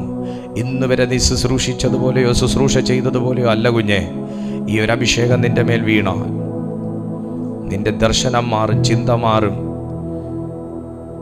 നിങ്ങളുടെ തീരുമാനങ്ങൾ മാറും, നിങ്ങളുടെ പ്രാർത്ഥന രീതി മാറും, നിങ്ങളുടെ ധാരണകൾ മാറും, ഇഷ്ടങ്ങൾ മാറും, കൊതി മാറും. നിങ്ങളുടെ ലക്ഷ്യസ്ഥാനങ്ങളൊക്കെ മാറും. അഭിഷേകം അത് വ്യത്യസ്തമാണ്. അഭിഷേകം വ്യത്യസ്തമാക്കുന്നതാണ് ഒരു മനുഷ്യനെ. അഭിഷേകം വ്യത്യസ്തമാക്കുന്നതാണ്. എനിക്ക് അഭിഷേകം കിട്ടുമ്പോഴല്ല ഞാൻ സ്വർഗം 1, സ്വർഗം 2, സ്വർഗം 3 കയറുന്നേ. ഞാൻ സ്വർഗങ്ങളിലേക്ക് കയറാൻ ശ്രമിക്കുമ്പോൾ എന്നെ അഭിഷേകം ചെയ്ത അഭിഷേകമാണ് എന്നെ അവിടെ എത്തിക്കുന്നത്. എൻ്റെ കൊതിയാണ് എൻ്റെ മേൽ അഭിഷേകം വീഴുന്നതിൻ്റെ ഏറ്റവും വലിയ മാനദണ്ഡം. എൻ്റെ തിരിച്ചറിവുകളാണ് അഭിഷേകം വീഴുന്നതിൻ്റെ ഏറ്റവും വലിയ മാനദണ്ഡം.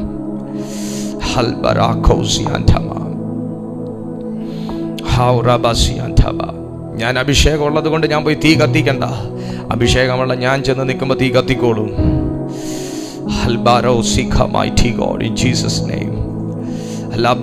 ഞാൻ ചെന്ന് നിന്നിട്ട് ദൂതന് ലൊക്കേഷൻ അയച്ചു കൊടുക്കണ്ട. അഭിഷേകമുള്ള ഒരു മനുഷ്യൻ ചെന്ന് നിൽക്കുമ്പോൾ ലൊക്കേഷൻ ഈ ദൂതൻ ഇറങ്ങും. ഞാൻ ചെന്ന് നിന്നിട്ട് ഗ്ലോറി ഇറങ്ങാൻ വേണ്ടി മുട്ടുമേ നിൽക്കണ്ട. ഞാൻ ചെന്ന് നിൽക്കുമ്പോൾ ഞാൻ ഗ്ലോറിക്കൊത്തവനായതുകൊണ്ട് ഞാൻ നിൽക്കുന്നിടത്ത് ഗ്ലോറി ഇറങ്ങും. ആ ഗ്ലോറിയാണ് ഇന്ന് ഈ പ്ലാറ്റ്ഫോമിനകത്ത് മാനിഫെസ്റ്റ് ചെയ്യുന്നത്.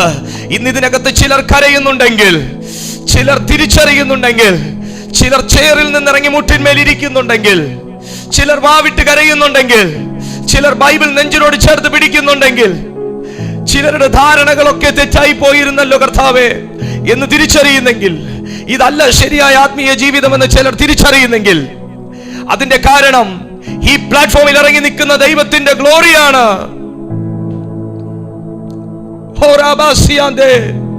ഗ്ലോറിയാണ് ദൈവത്തിന്റെ ഗ്ലോറി. അഭിഷേകം ചെയ്യപ്പെട്ട പുത്രൻ മറുരൂപ മലയിൽ ചെന്ന് മുട്ടുകുത്തിയപ്പോ ഗ്ലോറി ഇറങ്ങാൻ പ്രാർത്ഥിച്ചില്ല. പക്ഷേ ദൈവത്തെ അനുസരിച്ചൊരു മനുഷ്യൻ, ദൈവത്തെ വെളിപ്പെടുത്തിയ ഒരു മനുഷ്യൻ മുട്ടുകുത്തിയപ്പോ ഗ്ലോറി മാത്രമല്ല അവിടെ ഇറങ്ങിയത്. അവിടെ ഏലിയാവും മോശയും പോലും സ്വന്തം മകനുമായിട്ട്, സ്വർഗത്തിന്റെ പുത്രനുമായിട്ട് ഇന്ററാക്ട് ചെയ്യാൻ ഇറങ്ങി വന്നു. എവിടെ പോയി, എവിടെ നിൽക്കുന്നു കർത്താവിന്റെ അഭിഷേകം? ഏത് റേഞ്ച്?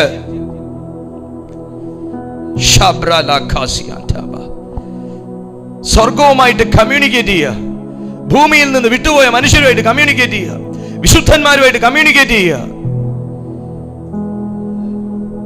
നിങ്ങൾ ഇതിനെ എങ്ങനെ എടുക്കുമെന്ന് എനിക്ക് അറിഞ്ഞുകൂടാ. പക്ഷേ സ്വർഗത്തിലെ ദൂതുകൾ അറിയിക്കാൻ മോശയും ഏലിയാവും കർത്താവിന്റെ അടുത്ത് വന്നു എന്നുണ്ടെങ്കിൽ, യേശു കർത്താവ് അവരുമായിട്ട് ഇന്ററാക്ട് ചെയ്തു എന്നുണ്ടെങ്കിൽ, കർത്താവിന്റെ ആത്മീയ നിലവാരം എന്ന് പറയുന്നത് നമ്മൾ സ്റ്റഡി ചെയ്തേ പറ്റൂ. ഏത് റേഞ്ചാന്ന്.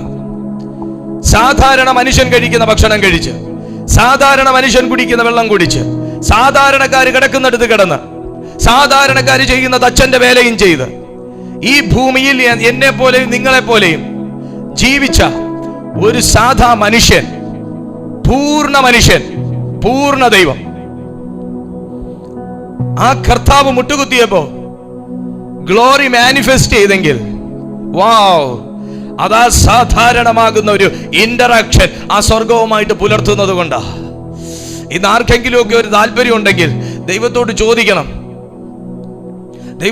അപ്പാ എനിക്കും ആ ഉയർന്നതല്ല. ഞാൻ നിങ്ങളോട് പറയാം, നിങ്ങൾക്ക് ഒത്തിരി ഒത്തിരി ഒത്തിരി പ്രോബ്ലംസ് സോൾവ് ചെയ്യാനുള്ള ഭയങ്കര ഒരു ക്വസ്റ്റ്യൻ പേപ്പറുമായിട്ടായിരിക്കും നിങ്ങൾ നിൽക്കുന്നേ. 1000 ക്വസ്റ്റ്യൻ നിങ്ങളുടെ ക്വസ്റ്റ്യൻ പേപ്പറിൽ കാണും. അതൊക്കെ സോൾവ് ആകേണ്ട പ്രശ്ന, ഇല്ലെങ്കിൽ തലപോണ കേസാ, ഞാൻ സമ്മതിച്ചു. പക്ഷേ അത് 2ാം സ്വർഗത്തിൽ നിൽക്കുന്ന ഒരു മനുഷ്യന്റെ കയ്യിലെ ക്വസ്റ്റ്യൻ പേപ്പർ ഇരിക്കത്തുള്ളൂ. 3ാം സ്വർഗത്തിൽ നിന്ന് ക്വസ്റ്റ്യൻ പേപ്പറിലേക്ക് നോക്കുന്നവന് ഓട്ടോമാറ്റിക്കലി അത് സോൾവ് ആയി പോകും. കാരണം അവൻ ഉയർന്ന തലത്തിൽ നിന്ന് ആ ക്വസ്റ്റ്യൻ വരുന്നതിന്റെ കാരണം കണ്ടെത്തി അവിടെ അവൻ അത് സോൾവ് ചെയ്തിരിക്കും. ഉയർന്ന തലം യേശുവിന്റെ നാമത്തിൽ അങ്ങനെ ഒരു ഷിഫ്റ്റ് ഇന്ന് കൊതിക്കുന്നവരുടെ മേൽ സംഭവിക്കട്ടെ. യേശുവിന്റെ നാമത്തിൽ അങ്ങനെ ഒരു ഉയർന്ന തലം ഇന്ന് കൊതിക്കുന്നവരുടെ മേൽ സംഭവിക്കട്ടെ. ഈ പ്ലാറ്റ്ഫോമിന്റെ ആത്മീയ നിലവാരം പോലും യേശുവിന്റെ നാമത്തിൽ ആ ഒരു ഹയർ റാങ്കിലേക്ക് ഷിഫ്റ്റ് ചെയ്യട്ടെ. ഞാൻ അതിനായി ബ്ലസ് ചെയ്ത് പ്രാർത്ഥിക്കുന്നു. സ്വർഗകരത്തിൽ ദൈവമേ കൂടി വന്ന സകല ജനത്തെയും ഞാൻ ഏൽപ്പിക്കുകയാണ്. എല്ലാ മാനവും മഹത്വവും തിരുമേനിയെ ഞങ്ങൾ അങ്ങേക്ക് അർപ്പിക്കുന്നു. യേശു ക്രിസ്തുവിൻ നിസ്തുല്യ നാമത്തിൽ തന്നെ. ആമേൻ, ആമേൻ, ആമേൻ. കരങ്ങൾ ഉയർത്തും ദൈവത്തെ മഹത്വപ്പെടുത്തിയേ. കരങ്ങൾ അടിക്കാൻ കഴിയുന്നവർ കരങ്ങൾ അടിച്ച് ദൈവത്തെ മഹത്വപ്പെടുത്തിയേ. എല്ലാ ദിവസവും നമുക്ക് രാവിലെ 6:30 മണിക്ക്, വൈകുന്നേരം 6:30 മണിക്ക് ഇതേ പ്ലാറ്റ്ഫോമിൽ ദൈവത്തിൻ്റെ ജീവനുള്ള വചനം ശുശ്രൂഷിക്കപ്പെടുന്നു. നിങ്ങൾക്ക് ഈ ചാനൽ സബ്സ്ക്രൈബ് ചെയ്ത് ബെൽ ബട്ടൺ അമർത്തിക്കൊണ്ട് നിങ്ങൾക്ക് കണ്ടിന്യൂസ് ആയിട്ട് ഇതിലുള്ള നോട്ടിഫിക്കേഷൻസ് നിങ്ങൾക്ക് സ്വീകരിക്കാനും അത് നിങ്ങൾക്ക് കയറി കാണാനും ആത്മീയതയിൽ നിങ്ങൾക്ക് വളരാനുമുള്ള അവസരമുണ്ട്. ഞങ്ങളുടെ സൂം മീറ്റിങ്ങിൽ നിങ്ങൾക്ക് പങ്കെടുക്കാൻ താല്പര്യമുണ്ടെങ്കിൽ ഈ നമ്പറിൽ നിങ്ങൾക്ക് സൂം ഐ ഡി ആവശ്യമുണ്ടെന്ന് പറഞ്ഞ് നിങ്ങൾ ഇട്ടാൽ നിങ്ങൾക്ക് സൂം ഐ ഡി അയച്ചു കിട്ടും. നിങ്ങളുടെ പ്രാർത്ഥനാ വിഷയങ്ങൾ, നിങ്ങളുടെ സാക്ഷ്യങ്ങളെല്ലാം നിങ്ങൾക്ക് ഈ നമ്പറിൽ അയക്കാനുള്ള അവസരമുണ്ട്. കർത്താവായ ദൈവം നിങ്ങളെ എല്ലാ നിലകളിലും മാനിച്ച് അനുഗ്രഹിച്ച് ഉയർത്തട്ടെ. ആമേൻ, ആമേൻ, ആമേൻ.